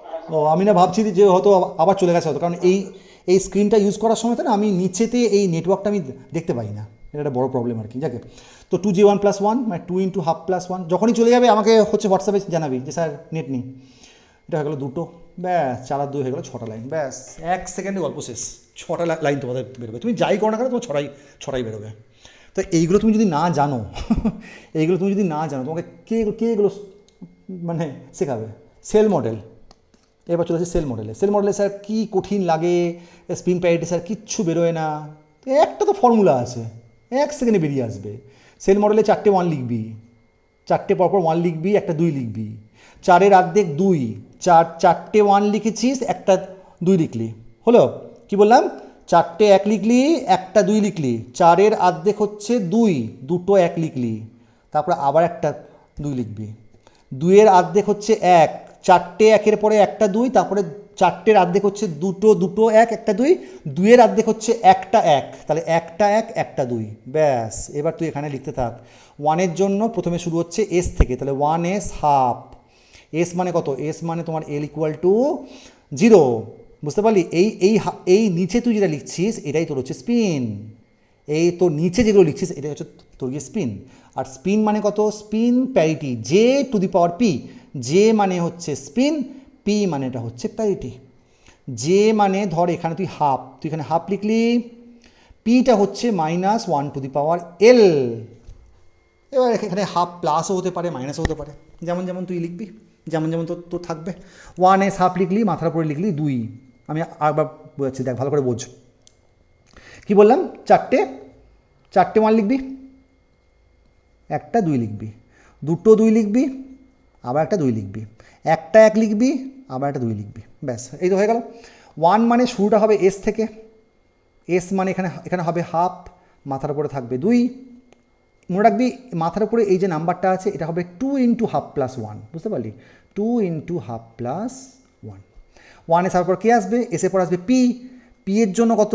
পি এর জন্য এল কত? পি এর জন্য এল হচ্ছে 1। এস কত? এসটা হচ্ছে হাফ। তাহলে যে কত? যেটা আমাদের হবে L plus minus S, L S coupling তোরা নিশ্চয়ই পড়েছিস। 1 প্লাস মাইনাস হাফ কত হয়ে গেল? 3-এর 2 এবং হাফ। তার মধ্যে কোনটা আগে ভর্তি হবে? 3-এর 2টা আগে ভর্তি হবে, যার হাই যে ভ্যালু সে আগে ভর্তি হয়।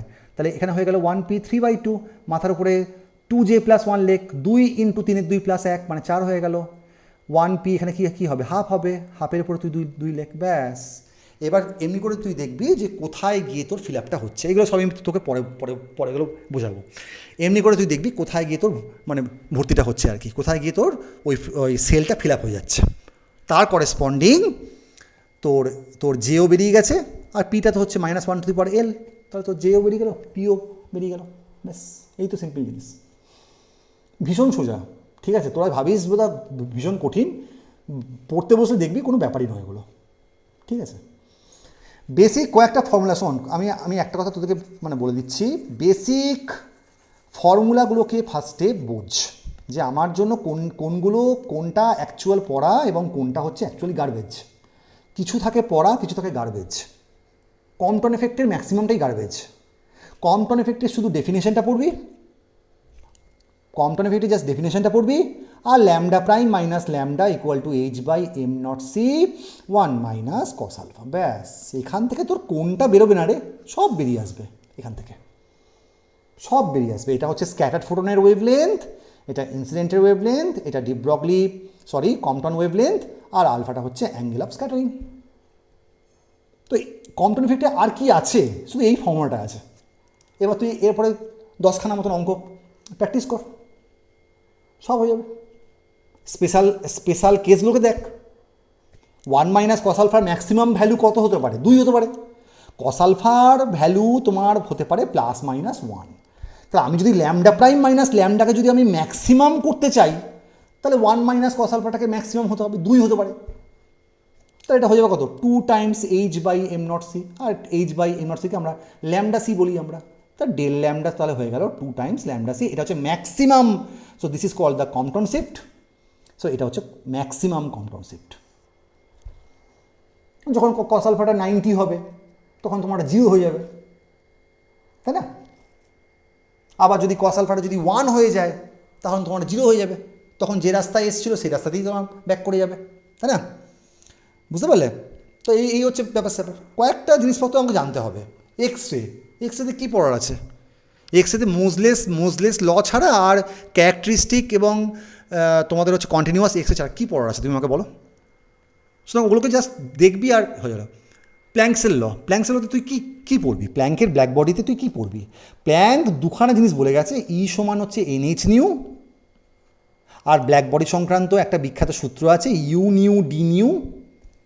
কারণ ব্ল্যাক বডির স্পেকট্রামটা অনেক লার্জ, সেখানে মাইক্রোওয়েভ থেকে শুরু করে গামা পর্যন্ত সমস্ত কিছু আছে।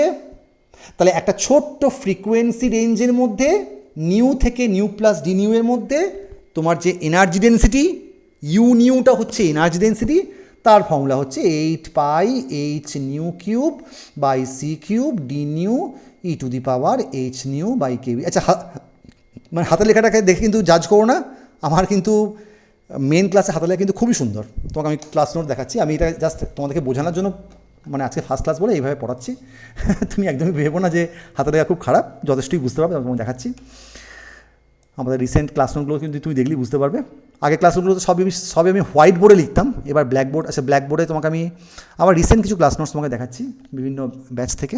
যেমন ধরো আমাদের এরকম টাইপের হাতের লেখা পাবে, যেমন ধরো এই কিছুটা দেখো, এগুলো আমাদের রিসেন্ট ক্লাস যেগুলো চলছে, সিএসআই নেট, হ্যাঁ আইআইটি আমি নোটস কিছু দেখাচ্ছি তোমাকে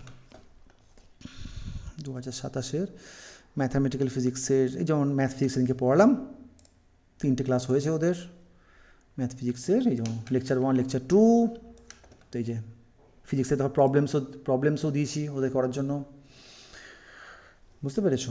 এই প্রবলেমগুলো সব মানে ক্লাসের মধ্যে করিয়েছি। থিওরিটার পিডিএফটা দেখো, তাহলে বুঝতে পারবে। এই দেখো, ঠিক একটু জুম করে নেবে, এইগুলো হচ্ছে ঠিক আমাদের ক্লাস নোটসগুলো, এবার ঠিক এমটাবি দেখতে হবে। ওদের লিমিট ফাংশন এগুলো সব পড়িয়েছি আর কি, continuity, calculation of the limit কীভাবে করতে হয়, এগুলো সব পড়ানো আছে। ডিফারেন্সিয়েবিলিটি, ম্যাক্সিমাম মিনিমা, সিঙ্গেল ভ্যারিয়েবলের জন্য কী হয়, মাল্টিপল ভ্যারিয়েবলের জন্য কী হয়, এগুলো সব পড়ানো হয়েছে। তো ক্লাস নোটগুলো তুই মোটামুটি আরও দেখাচ্ছি, দাঁড়াও আরও আছে।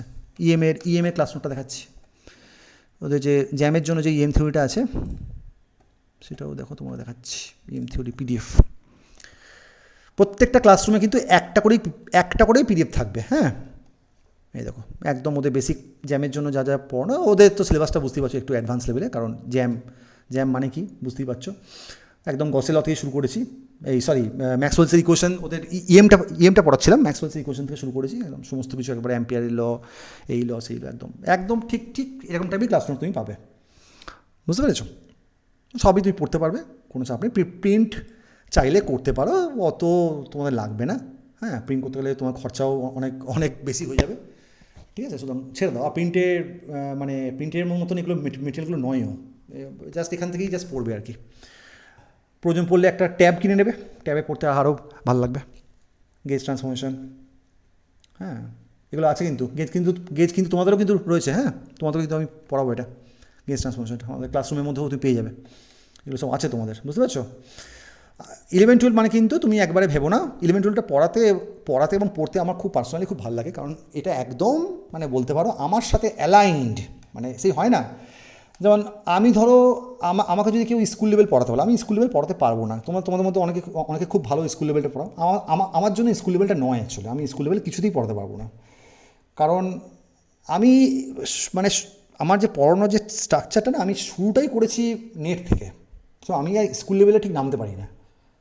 স্কুলের গার্জেনরা কী ভাবছো, আমাকে ফোন করে না, অনেকে ফোন করে আমাকে, না করে দিই, স্কুল লেভেলটা আমার জন্য নয় আসলে। বুঝছো তো এই হচ্ছে ব্যাপার স্যাপার। তো এইভাবেই ঠিক তোমরা ক্লাস নোটগুলোকে মানে পাবে, বুঝতে পেরেছো? কোনো চিন্তা করো না, সব এখানে করা আছে একদম, লেকচার 1 লেকচার 2 লেকচার 3 এইভাবে পুরো সিকোয়েন্স তোমাদের সব পড়া থাকবে, কোনো চাপ নেই। অ্যাসাইনমেন্টের জন্য আলাদা একটা মানে পার্ট করে দেবো, যেমন তোমরা এখানে দেখতে পাচ্ছ, যেমন এই যে দেখো জ্যামের মধ্যেই দেখো আমরা অনেক কটা পার্ট করে দিয়েছি। ম্যাথ ফিজিক্সের জন্য একটা সেপারেট মডিউল, অ্যাসাইনমেন্টের জন্য একটা সেপারেট মডিউল, ইএম থিওরির জন্য একটা সেপারেট মডিউল, অ্যাসাইনমেন্ট ডিসকাশনের জন্য একটা সেপারেট মডিউল, প্রত্যেকটা এরকম সেপারেট মক টেস্টের জন্য একটা আলাদা মডিউল করে দিয়েছি। মক টেস্টগুলো তোমাকে দেখাচ্ছি কেমনভাবে আমরা অর্গানাইজ করি। যেমন টেস্ট 1 দেখো এরকমভাবে গুগল ফর্মে দেওয়া হবে, দেখো একদম ঠিক এরকম টাইপের। তো এখানে কিছু কোশ্চেন্স থাকবে। অনেক সময় তো আমি এখানে ইওর অ্যান্সার লিখতে বলি, কারণ অত সময় থাকে না যে 4টে অপশন আমি আবার করবো ABCD করে। তুমি ইওর অ্যান্সারের মধ্যে গিয়ে তুমি জাস্ট মানে লিখবে A না B না C না D, ধরো লিখলে তুমি এখানে লিখলে A, ব্যাস, তাহলে আমি বুঝে যাবো যে এটা হচ্ছে ও অ্যান্সারটা করেছে। আমি চাইলে এখানে অপশান করতেই পারতাম, অত সময় আমার কাছে নেই যে আমি আবার অপশনগুলোকে বানাবো ABCD করে, অনেক সময় লাগে ওগুলো করতে। ওই জন্য আমি ইওর অ্যান্সার বলে দিই, বুঝতে পারলে? এখানে তুমি লিখলে B বা C বা D, ঠিক আছে? যেমন জ্যামেতে মাল্টিপল রাইট অপশন থাকে, তার জন্য আবার লিখতে হয় A, B, কারণ গুগল ফর্মের মধ্যে তুমি মাল্টিপল রাইট অপশন করতে পারবে না, গুগল ফর্মের মধ্যে সিঙ্গেল করা যায়, বুঝতে পারলে? তার জন্য আমাকে ওই ইওর অ্যান্সারটা করে দিই আমি। ব্ল্যাকবোর্ডে যখন প্রবলেম দিয়েছি, টিআইএফআর কোশ্চেনটা দিয়েছিল, টিআইএফআর 2015-তে একবারে পাতি কোশ্চেন, ঠিক আছে? এই ধরনের কোশ্চেন তোমাকে এখন SLST লেভেলেও তোমাকে মানে জিজ্ঞেস করে, কোনো চাপ নেই আর কি। দেখো সিএসআইআর নেট বুঝতে পারছো আমি তোমাকে কি বললাম একটু আগে, সবসময়তে আমাদের স্ট্যান্ডার্ডটাকে আমি এক কদম আমি উপরে রাখি। দেখো জ্যাম পড়াচ্ছি, জ্যামটা এমএসসির জন্য পরীক্ষা, কিন্তু আমি কোশ্চেনগুলো কিন্তু করছি টিআইএফআর কিংবা নেট লেভেলের। কেন? আমি জানি যে জ্যামের স্ট্যান্ডার্ডটা হচ্ছে বিএসসি, আমি তার জন্য একটু হাই রেখেছি। তোমাদেরও ঠিক তাই হবে, তোমাদেরও কিন্তু কোশ্চেনগুলো যেগুলো থাকবে একটু হাই লেভেলের থাকবে, সামান্য, মানে তোমরা যা কোশ্চেন করতে অভ্যস্ত তার থেকে একটু হাই লেভেল দেবো। বুঝতে পেরেছো?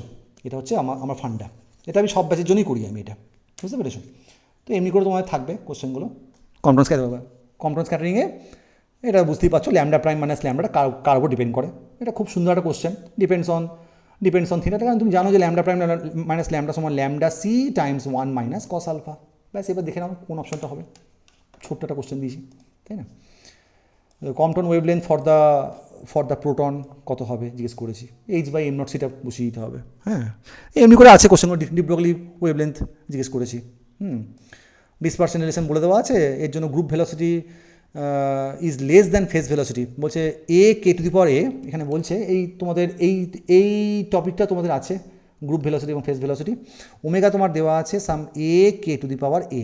বলছে যে গ্রুপ ভেলোসিটি এই ধরনের এক্সাইটেশনের জন্য group velocity is less than phase velocity. এর কত ভ্যালুর জন্য গ্রুপ ভেলোসিটিটা ফেজ ভেলোসিটি থেকে ছোটো হবে? ফেজ ভেলোসিটি হচ্ছে তোমার ভিপি, দ্যাট ইজ ওমেগা/কে, করে নাও, সলভ করে নাও। আর ভিজি হচ্ছে তোমার ডি ওমেগা/ডিকে। এবার জাস্ট বসিয়ে দেখে নাও যে কত ভ্যালুর জন্য হচ্ছে। বেসিক জিনিসপত্র আর কি। এবার এটাই তোমরা যে ভুলটা করো, শুধু ভিপি আর ভিজিটা পড়ে গেলে ওমেগা/কে ডি ওমেগা/ডিকে, তারপরে একটা অঙ্ক করলে না। তুমি আমার কাছে এইগুলো শিখবে যে একটা প্রবলেম দিয়ে কীভাবে ডিল করতে হয়। বুঝতে পারলে? তো এগুলো হচ্ছে তোমাদের মোটামুটি অ্যাসাইনমেন্টগুলো এইভাবে তোমাদের থাকবে। ঠিক আছে? কোনো কোয়ারিজ আছে রিগার্ডিং দিস অ্যাসাইনমেন্ট নিয়ে? কোনো রকমের কোয়ারিজ আছে? Any queries? কিছু নেই? আচ্ছা, বেশ, তাহলে আমি হ্যাঁ বলো। হ্যাঁ বলো। বলছি এসএলএসটি স্যার পরীক্ষায় 43 স্যার মার্কস এসেছে। হ্যাঁ, স্যার সিলি মিস্টেক স্যার 9খানা সিলি মিস্টেক হয়ে গেছে স্যার, একদম জানা। তাহলে এইগুলো তোমার হচ্ছে lack of practice. Silly mistake হবেই না তুমি যদি বাড়ি থেকে একবারে সেই লেভেলের সিরিয়াসনেসটা তুমি যদি পরীক্ষাটা নিয়ে যাও। আমি বিশ্বাস করি তোমাদের মধ্যে ম্যাক্সিমামেরই তোমাদের পোটেনশিয়াল ছিল ক্র্যাক করার মতো, কিন্তু তোমরা সেটাকে ইউটিলাইজ করতে পারো নি because of your some silly mistakes. তো এটা আমি খুব ভালো করে জানি, এটা আমি খুবই ভালো করে জানি। আমার অনেক স্টুডেন্টের সঙ্গে, আমার অনেক ব্রিলিয়ান্ট স্টুডেন্টের হয়নি, আমি খুব ভালো করে জানি যে তারা যে কোনো দিন পরীক্ষাটাতে ক্র্যাক করতে পারতো, কিন্তু এই সামান্য কিছু ভুলভ্রান্তি করে এসছে এবং তার জন্য হয়নি। হ্যাঁ, এবং সেটা তোমার একমাত্র রেকটিফাই করার একটাই উপায় আছে, তুমি আমার কাছে যত বেশি টেস্টের কোশ্চেন্সগুলোকে তুমি যত বেশি অ্যাটেন্ড করবে, আদারওয়াইজ হবে না। বুঝতে পারছো? এবং কোশ্চেন কখনো এক রকমের কোশ্চেন একটাই করবে, এক রকমের কোশ্চেন 10টা করে কোনো লাভ নেই, তোমার ফিজিক্স তাতে কিচ্ছু ইমপ্রুভ হবে না। তোমরা যে এই যে সো কল্ড তোমরা যে স্টুডেন্টরা যে এই যে তোমরা বাজার চলতি বিভিন্ন লোকের বিভিন্ন মেটেরিয়াল তোমরা নিয়ে ঘুরে বেড়াও, কি অ্যাসাইনমেন্ট বা ওরে ভাই, ওই অ্যাসাইনমেন্টগুলো ও কোনো না কোনো একটা বই থেকেই দিয়েছে, সেও কোশ্চেনটা বানায়নি, সেও কোনো না কোনো একটা বই থেকেই দিয়েছে। সবই অ্যাসাইনমেন্ট, সবই টোকা।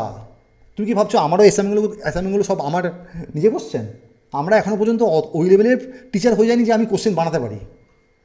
হ্যাঁ, সেরকম স্যারও আছে, আমি তাকে চিনি, সে কোশ্চেন বানাতে পারে ইনস্ট্যান্টলি। আমি এখনও সেই লেভেলের টিচার হয়ে যাইনি যে আমি কোশ্চেন বানাতে পারবো, আমাকেও টুকতে হয় এদিক থেকে সেই থেকে নিয়ে আর কি। এই টিআইএফের একটা অঙ্ক নিলাম, এই জ্যামের একটা অঙ্ক নিলাম, এই একটা অঙ্ক নিলাম, সেই একটা অঙ্ক দিয়ে একটা অ্যাসাইনমেন্ট হয়। ঠিক আছে?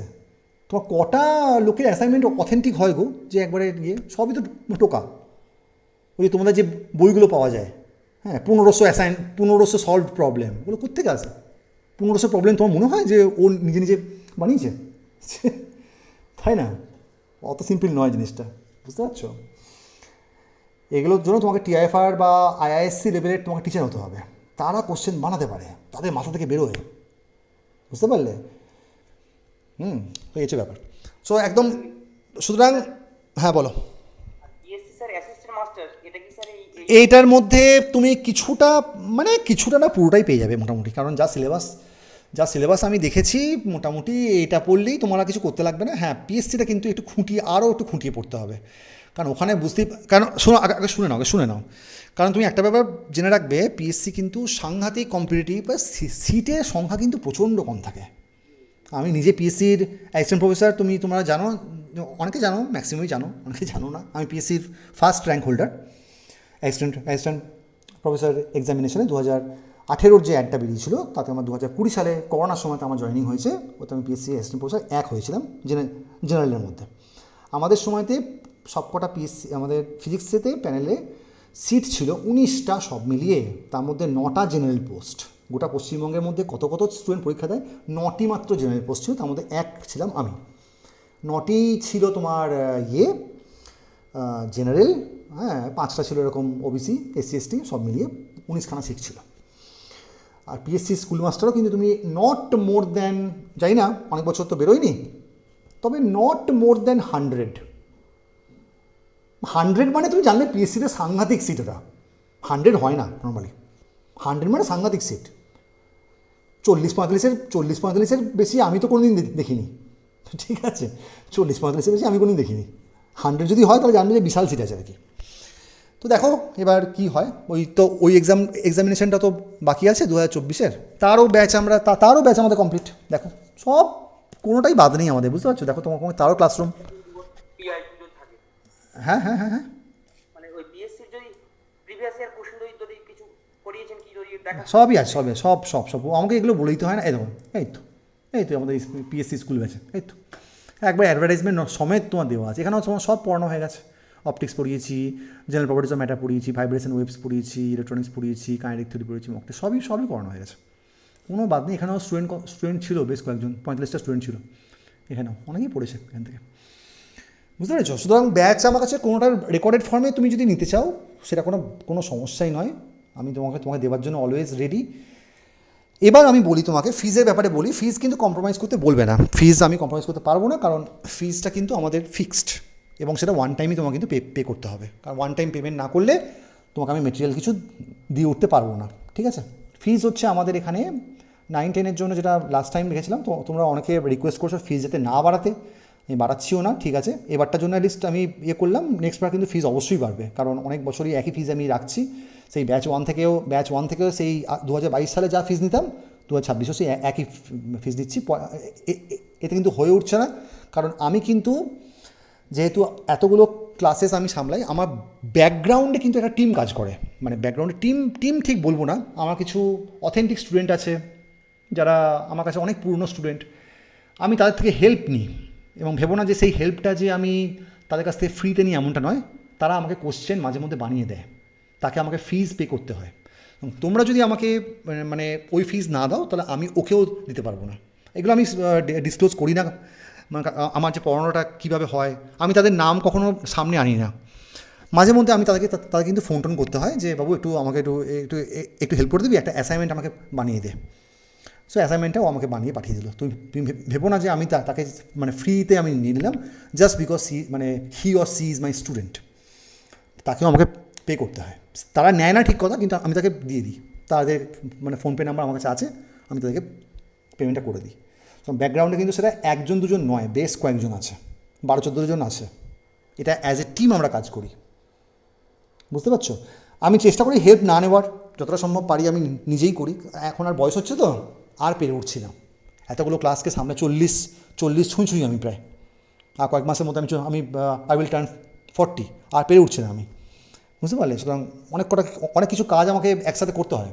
কলেজের অ্যাডমিশনের চাপ আছে, এই চাপ সেই চাপ, হ্যাঁ, অনেক ফোন আসে, এটা সেটা, সেমিস্টারের PYQ, তোমাদের PYQ, তার PYQ করতে করতেই আমার সারাদিন চলে যায়। এই CU এর সামনে পরীক্ষা আছে, আমি এবার বুঝতে পারি না যে তোমাদেরকে সামলাবো নাকি ওদেরকে সামলাবো, নাকি জ্যাম সামলাবো নাকি এই সামলাবো।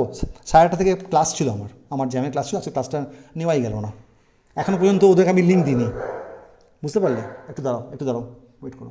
হ্যাঁ, ফিজের কথাটা বলে নিচ্ছি এবার।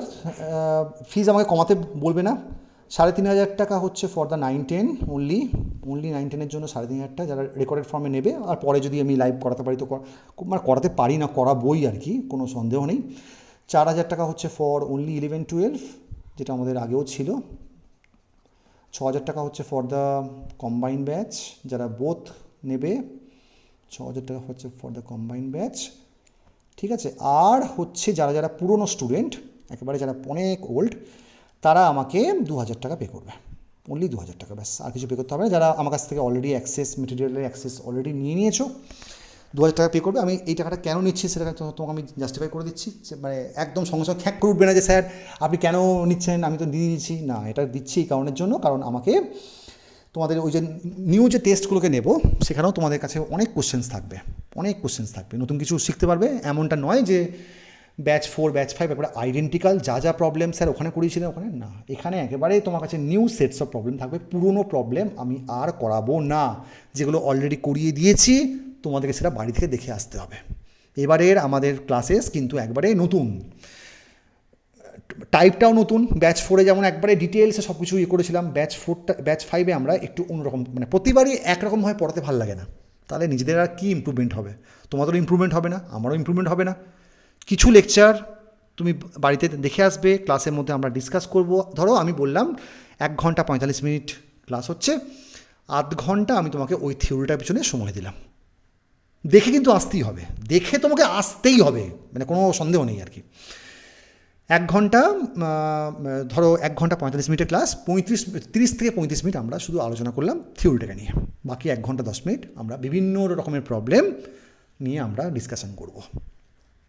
এতে তোমাদেরও ইমপ্রুভমেন্ট হবে, তোমরা পুরনো ক্লাস নোটসের প্রবলেমে বাইরেও কিছু প্রবলেম পাবে, এবং এবার তোমার একটা কম্প্যাক্ট, তাহলে আরও জিনিসটা কিন্তু আরও ভালো হবে। এবারে আমরা নতুন নতুন আরও প্রবলেমকে আমরা ইনক্লুড করব, প্লাস তোমাদেরকে অ্যাসাইনমেন্টও এবার করছি, প্রত্যেক সপ্তাহে উইকলি টেস্টও নিতে হবে। That will take a tremendous amount of time. সবসময়তে আমি করে উঠতে পারবো না। ধরো তোমাকে কালকেই মক টেস্ট আছে, আমার এখনও কোশ্চেন বানানো হয়নি, আমাকে তখন হেল্প নিতে হবে তাদের, সেই আমার টিমকে তারা জানাতে হবে যে আমাকে একটু সাহায্য কর, আমাকে এই অ্যাসাইনমেন্টটা 10টার মধ্যে আমাকে করে আমাকে পাঠিয়ে দে। তারা পাঠাবে, তাকে আমি পেমেন্ট করব, তারপরে সে আমাকে পাঠাবে। তাহলে সুতরাং একদমই ভেবো না যে এই যে মানে তোমাদের কাছ থেকে যে ফিজ নেওয়া হয় তার পুরোটাই আমার কাছে একটা পয়সা খুবই সামান্য থাকে। এইটা ধরো যা আছে, গতবারে আমার ব্যাচ 4-এর এক্সপিরিয়েন্স তাই বলছে, যা তোমরা পেমেন্ট করেছিলে আমাকে, তার 30% আমার কাছে আছে, 70%ই আমি দিয়ে দিয়েছি। বুঝতে পারছো? সুতরাং এটা অ্যাজ এ টিম ছাড়া এইগুলোকে পড়ানো যায় না, বুঝতে পারছো? অ্যাজ এ টিম ছাড়া এগুলো অ্যাকচুয়ালি হয় না। তো সাহায্যের খুব প্রয়োজন আছে। আবার তোমরা যখন বড় হয়ে যাবে, তোমরা যখন এবার টিচার হয়ে যাবে, আমি এবার তোমাদেরও হেল্প নেবো। এবার তুমি ভেবো না যে তোমাকে আমি ছেড়ে দেবো, তোমরা আবার টিচার হয়ে যাবে, আমি আবার তোমাদেরকে ফোন করবো যে বাবু একটু আমাকে সাহায্য করে দে, একটা অ্যাসাইনমেন্ট বানিয়ে দে। বুঝতে পারলে? এইভাবেই চলে। তারা এখন স্কুল টিচার হয়ে গেছে, যারা আমার তারা এখন স্কুল টিচার আছে, কেউ পিএইচডি করছে, কেউ পোস্টডক করছে, তাই থেকে আমি প্রায় হেল্প নিই আর কি। নামগুলো আমি বলি না, কারণ তাহলে আবার সমস্যা হয়ে যাবে। নাম ডিসক্লোজ আমি করি না। একবার একটা টিম আছে, মানে ছোটোখাটো, আমার বললেই করে দেয়, খুবই বাধ্য আর কি তারা। ভীষণ ভালো। আচ্ছা, তাহলে এই হচ্ছে আমাদের আজকেকার আলোচনা। এইটা আমরা আজকে রাতের মধ্যেই আমি আপলোড করে দেবো ইউটিউবে।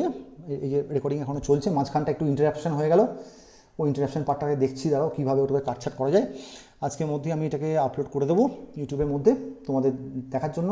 ভিডিওটাকে একটু শেয়ার করবে। অনেকে আছে যারা অনেক পরে ভর্তি হয়, গতবারে এই কারণের জন্য খুবই প্রবলেম হয়ে গেছে। এসএসসি 2 মাস এক্সাম বাকি, তার 2 মাস আগে থাকতে তারা অ্যাডমিশন নিচ্ছে, বলছে স্যার আমরা তো জানতামই না। দেখো তুমি নোটসপত্র, তুমি মানে তোমার কম্পিটিশানটা এটা নয় যে তুমি কম্পিটিশানটা এইভাবে বাড়াবে না যে নোটস করে তুমি শেয়ার করে দিলে, বাট ওটা একটা আনহেলদি কম্পিটিশন হয়ে গেল। তুমি নোটসপত্র শেয়ার করে দিলে, ওটা একটা আনহেলদি কম্পিটিশন হয়ে গেল। বুঝতে পারলে? হেলদি কম্পিটিশনটা হচ্ছে তুমি যদি স্টুডেন্টকে জানাও, এখানে এসে তুমি ওই এনভায়রনমেন্টের মধ্যে পড়ো যে ও ভালো করছে, আমাকেও ভালো করতে হবে, এইটাকে বলে কম্পিটিটিভ এনভায়রনমেন্ট। বুঝতে পারলে? কম্পিটিশানটা এখানে রাখো।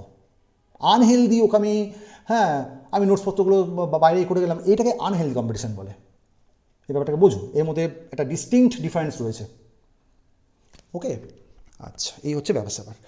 আমরা চেষ্টা করছি তোমরা যতটা তাড়াতাড়ি সম্ভব জয়েন করবে।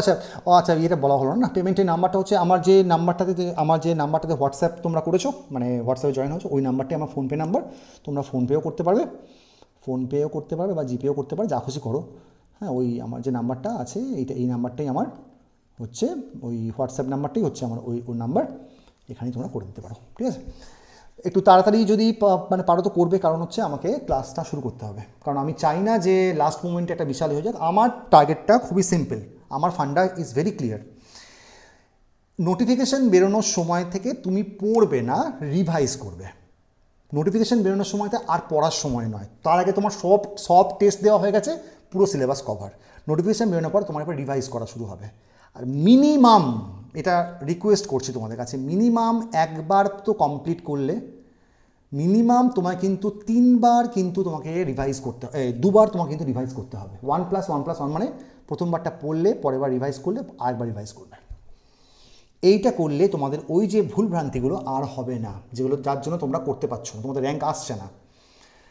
ওই যে সিলি মিস্টেকগুলো হয়, ওগুলো না ফেল থেকে হয়, মানে তুমি ওই সময় তোমার মাথা কাজ করছে না, তুমি হচ্ছে মানে টেনশনের মধ্যে পড়ে যাচ্ছ। এই টেনশনটা কমানোর একটাই উপায় হচ্ছে যে আমার সব রেডি এক্সামের আগে। প্রত্যেকটা মডিউলকে একবারে ধরে ধরে পড়ানো হবে, প্রত্যেকটা মডিউলকে, ইচ অ্যান্ড এভরি টপিককে আমরা একদম ধরে ধরে পড়াবো, ফ্রম দ্য কোর। তোমাদের শুধু হেল্পটা আমার এটাই লাগবে, যেগুলো মানে পড়তে বলবো তোমরা জাস্ট পড়ে আসবে, রিকোয়েস্ট করছি। অবশ্যই কিন্তু পড়ে আসবে, প্রতি একটা দিনও লাইভ ক্লাস চেষ্টা করবে মিস না করার। আমি বারে বারে লাইভ ক্লাসে ইনসিস্ট করছি। দেখো, আমি তোমাকে তো বলতেই পারতাম, আর রেকর্ডিং তো আমি তোমাকে দিয়ে দিয়েছি, তুমি তো পড়ে এসছো, আর আসতে হবে লাইভ ক্লাসে, না এটা আমি বলবো না। লাইভ ক্লাস সবসময় তো করবে, রেকর্ডিংটা তোমার ব্যাচ 4টাকে কমপ্লিট করার জন্য। এখানে এসে তুমি আবার নতুন কিছু শিখবে, শুধু লাইভ ক্লাসে ভরসা থাকবে না, রেকর্ডিংয়ের ভরসা থাকবে না। লাইভ ক্লাসে আসো, লার্ন সামথিং ফ্রম হিয়ার। আর লাইভ ক্লাসে পড়াটা সবসময়তেই ভালো হয়, রেকর্ডিং তো জাস্ট তোমাদেরকে দেওয়ার জন্য, তোমরা থোড়ি না বলো দেখো বাড়িতে বসে, বাট এবার দেখতে হবে। হ্যাঁ বলো, কী বলছো? কে এটা টিক করে উঠলো আবার? কে কী বলছো বলো? কোন কি স্যার ক্লাস? হয়তো ক্লাস স্টার্ট যবে থেকে হবে তবে কি না, যবে তোমরা পেমেন্টগুলোকে মানে করবে, পেমেন্ট ক্লিয়ার করলেই তোমাদের ক্লাস শুরু হয়ে যাবে। আবার কি, অ্যাজ মাচ অ্যাজ পসিবল, আমি লেটসে বলছি 23 তারিখ, তো সামনের মাসের 1 তারিখ থেকে মানে শুরু করো। এই 7 দিন তো একটা মিনিমাম উইন্ডো তো রাখতেই হবে, কতজনকে অ্যাডমিশন নেয়। দেখো, আমার কোনো ডিমান্ড ফেমান্ড কিছু নেই, আমি তোমাকে বলছিও না। তোমার আজকে ক্লাসটা চূড়ান্ত লেভেলে বোরিং লাগতেই পারে, অনেকেই হয়তো লাগছে, কিছু করার নেই। দেখো, আমার তো একটা টিচিংয়ের একটা মেথোডোলজি আছে। আমার টিচিংয়ের মেথোডোলজি হচ্ছে ফিজিক্স অঙ্ক ছাড়া ইনকমপ্লিট। আমার এটাই ফান্ডা, ফিজিক্সটা হচ্ছে অঙ্ক ছাড়া ইনকমপ্লিট। অঙ্ক ছাড়া ফিজিক্স হয় না অ্যাকচুয়ালি, এবং কম্পিটিটিভ এক্সামও তোমার ক্র্যাক হবে না। আর ম্যাক্সিমাম আমি তো দেখি ইউটিউবে, আমি তো দেখি ম্যাক্সিমাম যে অ্যাসাইনমেন্টগুলোকে দেওয়া হয় না, এই সমস্ত বিভিন্ন যে তোমাদের সোকল যে কোচিং ইনস্টিটিউটগুলো আছে, মানে এতটাই সেগুলো নিম্ন স্তরের না। আজকাল এতটা নিম্ন স্তর, এসএলএসটিকে ভাবার কোনো প্রয়োজন নেই। এসএলএসটি ক্রমশ কিন্তু তার নিজের এটাকে কিন্তু বাড়াচ্ছে, এবং তার প্রমাণটা কিন্তু তুমি এবারে 2025-এর যে এসএলএসটি হলো, তুমি কিন্তু সেটাকে দেখে অলরেডি বুঝতে পেরেছো যে কোশ্চেনের স্ট্যান্ডার্ড কিন্তু আর সেরকম আতিপাতি লেভেলের হচ্ছে না। কিছু কোশ্চেন তোমরা দেখেছো বেশি কিন্তু মানে ঘোরালো দেওয়া হয়েছিল। সুতরাং তোমাকে কিন্তু সেই ধরনের কোশ্চেনগুলোর জন্য প্রিপেয়ার থাকতে হবে, এবং ওগুলোই কিন্তু তোমাদের ডিফারেন্স মেকার হয়ে যাবে। যে কোশ্চেনটা তুমি পাচ্ছ, সেই কোশ্চেনটা তোমার বন্ধুও পাচ্ছে, কিন্তু যে কোশ্চেনটা তুমি পাচ্ছ না, তোমার বন্ধু সেটা পারছে। বুঝতে পারলে? ডিফারেন্স মেকার কিন্তু 1-2। ওই যে তোমরা বলো না যে স্যার আমার 1 নম্বরের জন্য কাট অফ হয়নি, হবে না তো, ডিফারেন্সটা ওই 1 নম্বরেই হয়ে যায়। এখানে ভুল করার কোনো চান্স নেই। এখানে ভুল করার মানে আত্মহত্যা করা, ভুল একেবারেই করা চলবে না। একটা নাম্বার কিন্তু তোমার ভবিষ্যৎ কিন্তু নির্ধারণ করে দিতে পারে। বুঝতে পারলে? এখানে ভুলের কিন্তু কোনো স্কোপ নেই, যা করবে ঠিক করে আসতে হবে। প্লাস তোমার এবার ইন্টারভিউতে তোমাকে 17-18 তো তুলতেই হবে, তুমি ওটা আগে করে এসো। ইন্টারভিউতে ক্র্যাক করানোর রেসপন্সিবিলিটি আমার। ডেমো ইন্টারভিউ নেওয়া হবে। 9-10-এ তোমরা আমাকে অনেকেই বলেছো যে স্যার সিলেকশন হয়েছে, কিন্তু ইন্টারভিউর জন্য ক্লাস নিন, ঠিক সময় নেওয়া হবে, আগে ডিক্লেয়ার করতে দাও, আবার যথারীতি তোমাকে আমি ক্লাস নেব, চিন্তা করো না। 9-10-এ যাদের হয়ে আছে আমার কাছে এসো, আমি নিয়ে নেবো, ব্যবস্থা হয়ে যাবে। ওকে, তো এই হচ্ছে ব্যাপার। 1 তারিখে আমরা মোটামুটি দেখছি, আজ থেকে 7 দিন পরে। হ্যাঁ, 1 তারিখে থেকে আমরা আমরা আমরা তাহলে শুরু করি। 1 তারিখে শুরু করলে মানে 7-এ আমরা শুরু করছি তো, 7-এ শুরু করলে আমরা মোটামুটি জানুয়ারির মধ্যে আমরা শেষ করে ফেলতে পারবো আশা করি। আমার ধারণা। কিছু বলেছে যে কবে নোটিফিকেশান আসবে?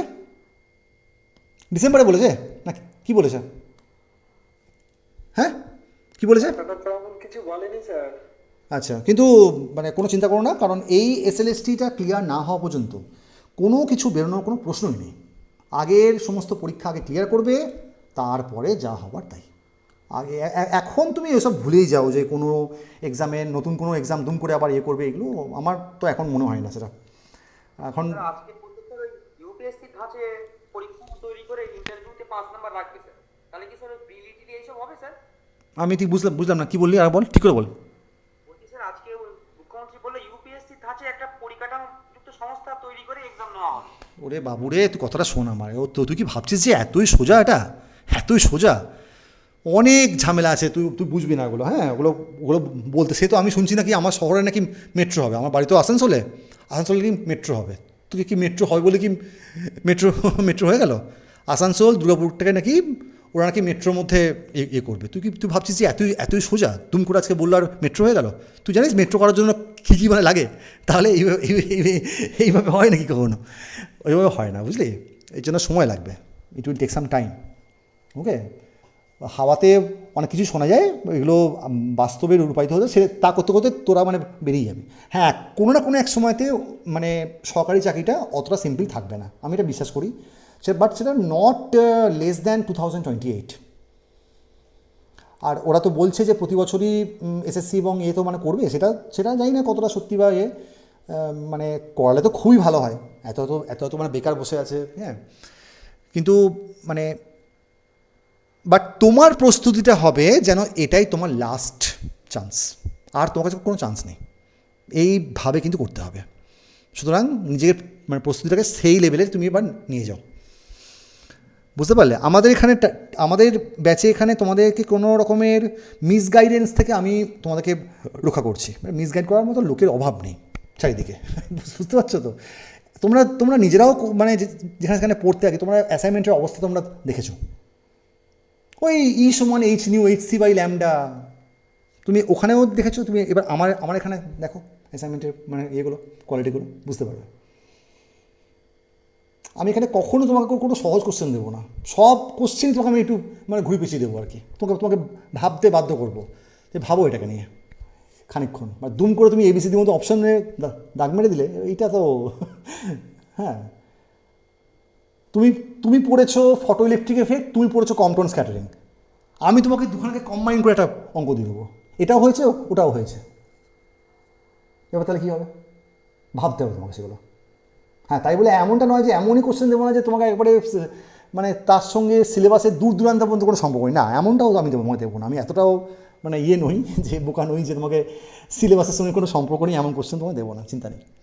নিশ্চয়ই সিলেবাসের সঙ্গে সম্পর্ক আছে, বাট একটু ঘোরানো আর কি। এই ধরো মানে জীবনে আমি একটা ম্যাগনেটিক ফিল্ড অ্যাপ্লাই করলাম, সেপারেশনটা জিজ্ঞেস করলাম, দুটোর লেভেলের মধ্যে সেপারেশন কত হবে একটা বললাম। সিম্পল হারমোনিক অসিলেটার দিলাম একটা আমার পোটেনশিয়াল, ওখানে ল্যামডা এক্স টাইপের একটা পার্টারবেশন অ্যাড করলাম। ল্যামডা এক্স টাইপের, মনে রাখবে পার্টারবেশনে যদি অড পাওয়ার থাকে তাহলে সেটা পার্টারবেশনে কোনো রোল প্লে করে না, এটা অলওয়েজ মনে রাখবে। ল্যামডা এক্স বা ল্যামডা এক্সএস কিউ, কী বললাম বুঝতে পারলে? কী বললাম আমার কথাটা বুঝতে পারলে? পার্টারবেশনে যদি এক্সের পাওয়ারে যদি অড পাওয়ার থাকে তাহলে সেটা কোনো এনার্জি শিফট করায় না। ল্যামডা এক্স বলো, ল্যামডা এক্সএস কিউব বলো, কিচ্ছু করতে পারবে না, জিরো হবে অ্যান্সার অল টাইম। ইভেনে থাকে, অডে জিরো হয়ে যায়। এইগুলো হ্যাঁ, এগুলো হচ্ছে তোমাকে তুমি করলেই বুঝতে পারবে, যখন ক্লাসে করাবো তখন তুমি বুঝতে পারবে। তো এইগুলো হচ্ছে তোমাকে জানতে হবে। এবার তুমি স্যার বোকা, আমি তো জানি না স্যার, এবার ওখানে গিয়ে আমি করতে বসলাম আর কি।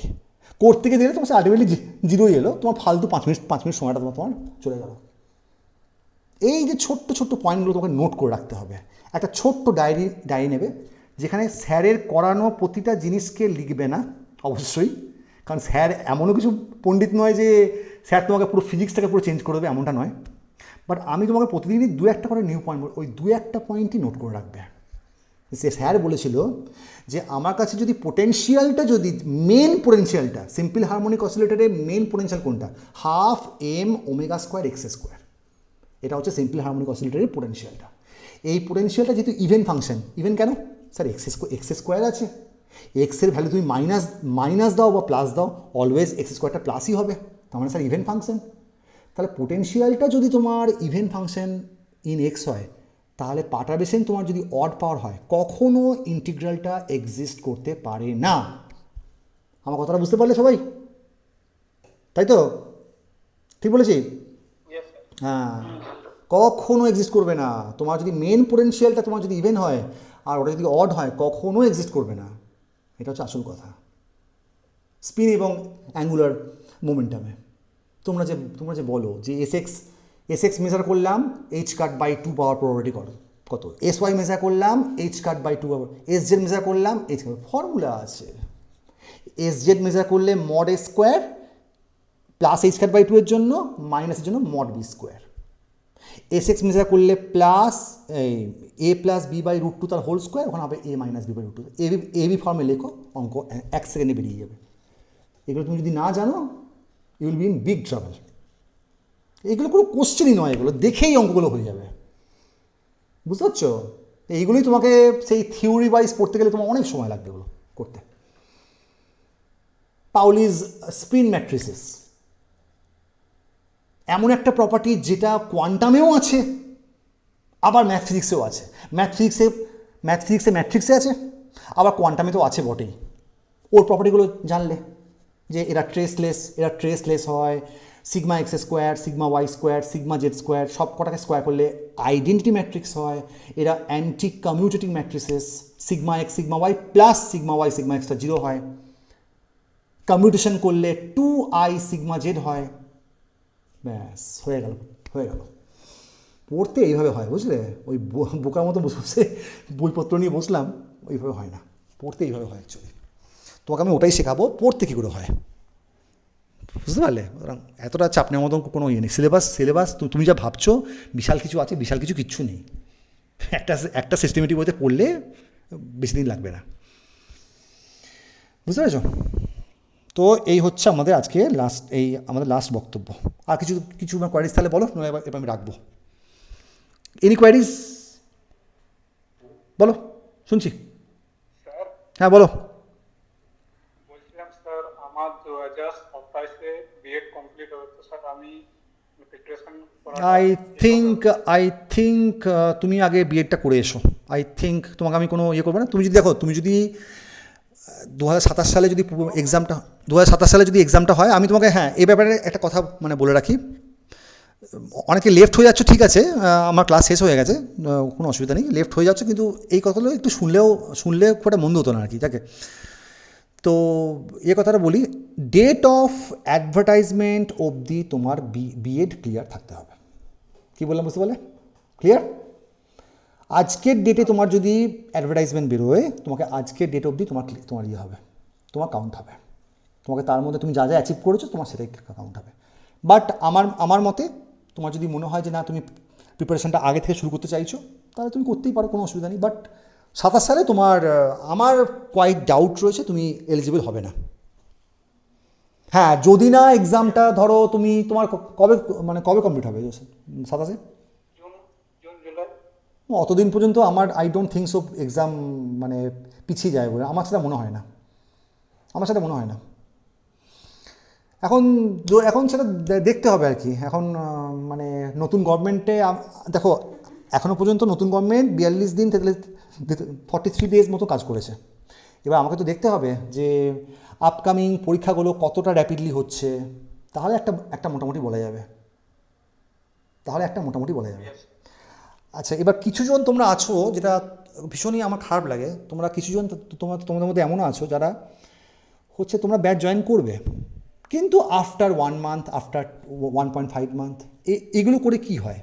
গতবারে আমার খুব ব্যাড এক্সপিরিয়েন্স হয়েছিল। ব্যাচটা শুরু করার পরে অনেক দিন পরে এসে বলছে স্যার আমি জয়েন করবো। সে কিন্তু ওরিয়েন্টেশন ক্লাসে ছিল, সে সব কিছু শুনেছে, প্রথমে ভেবেছে নেবো না, তারপর এই নেবো কি নেবো না এইটার মধ্যে থেকো না, নিতে হলে নিয়ে নাও, না নিতে হলে না নাও, কিন্তু এই দোলাচলের মধ্যে থেকো না যে নেবো কি নেবো না, 1.5 মাস পরে জয়েন করবো, আচ্ছা ঠিক আছে চলছে চলুক 2 মাস, 2 মাস পরে এসে তুমি 2 মাস পরে ক্লাসে জয়েন করে তুমি কুল কিনারা পাবে না, লাইভ ক্লাসে তুমি কুল কিনারা পাবে না যে স্যার কী পড়াচ্ছে ভগবান জানে। জয়েন করতে গেলে ডে 1 থেকে জয়েন করবে, যে কোনো জায়গাতে, শুধু আমার কাছে বলছি না, তোমরা যদি ভবিষ্যতে অন্য কোনো জায়গাতেও পড়ো, আমি বলবো ডে 1 থেকে, যে যার উপর তুমি ভরসা রাখছো ডে 1 থেকে জয়েন করো। মাঝখানে জয়েন করলে খুব প্রবলেম হয়ে যায়, ভীষণ প্রবলেম হয়ে যায়। এসে পরে বলে স্যার আমাকে আগের নোটসগুলো কিছু বুঝতে পারছি না, আমাকে আগের নোটসে কী পড়বো বুঝতে পারছি না, তাহলে এইগুলো কেন? বুঝতে পারছো? এমনটা হতে পারে, দেখো এখানে আমি তো একমাত্র পড়াচ্ছি না, আরও হয়তো অনেকেই হয়তো মানে পড়ায়, বাট যেখানে যাবে না কেন ডে 1 থেকে জয়েন করবে, তাহলে একটা সিস্টেমেটিক ওয়েতে তোমারও সুবিধা হবে, আমারও সুবিধা হবে, আমিও তোমাকে সেই মতন করে গাইড করতে পারবো। বুঝতে পারলে? চলো এবার আমাকে রাখতেই হবে, হ্যাঁ আমাকে ক্লাস আছে এবার আমাকে। তো ঠিক আছে, তাহলে আবার দেখা হবে। কিছু অসুবিধা হলে আমাকে হোয়াটসঅ্যাপ করবে, ওই হোয়াটসঅ্যাপ নাম্বার, যদি গ্রুপের মধ্যে বলতে অস্বস্তি হয় পার্সোনালি করবে, রিপ্লাই তুমি ঠিক পেয়ে যাবে, একটু সময় লাগতে পারে। ওই তোমরা আবার আজকাল হয়েছে না যে তোমরা আবার মেসেজ করে 2 ঘন্টা হয়ে গেল রেসপন্স করেনি, ডিলিট করে দিই, ডিলিট করবে না, রেখে দেবে, লেট মি সি। হ্যাঁ, তুমি জানবে যে স্যারের কাছে অনেক ফোল্ডারে অনেক মেসেজ জমে আছে, হয়তো আমারটা সামনে আসছে না, 45খানা মেসেজ পরে হয়তো আমারটা আছে। এখনই একবার ফোনটা খুলেছিলাম, দেখলাম 30খানা মেসেজ এসছে। সুতরাং আমাকে অতটা মানে তাড়াহুড়ো করো না, করে রাখবে, আমি তোমাকে ঠিক রেসপন্স করে দেবো। ঠিক আছে, চলো ঠিক আছে, তাহলে আজকের মতো ক্লাস তাহলে আমি এখানেই শেষ করছি।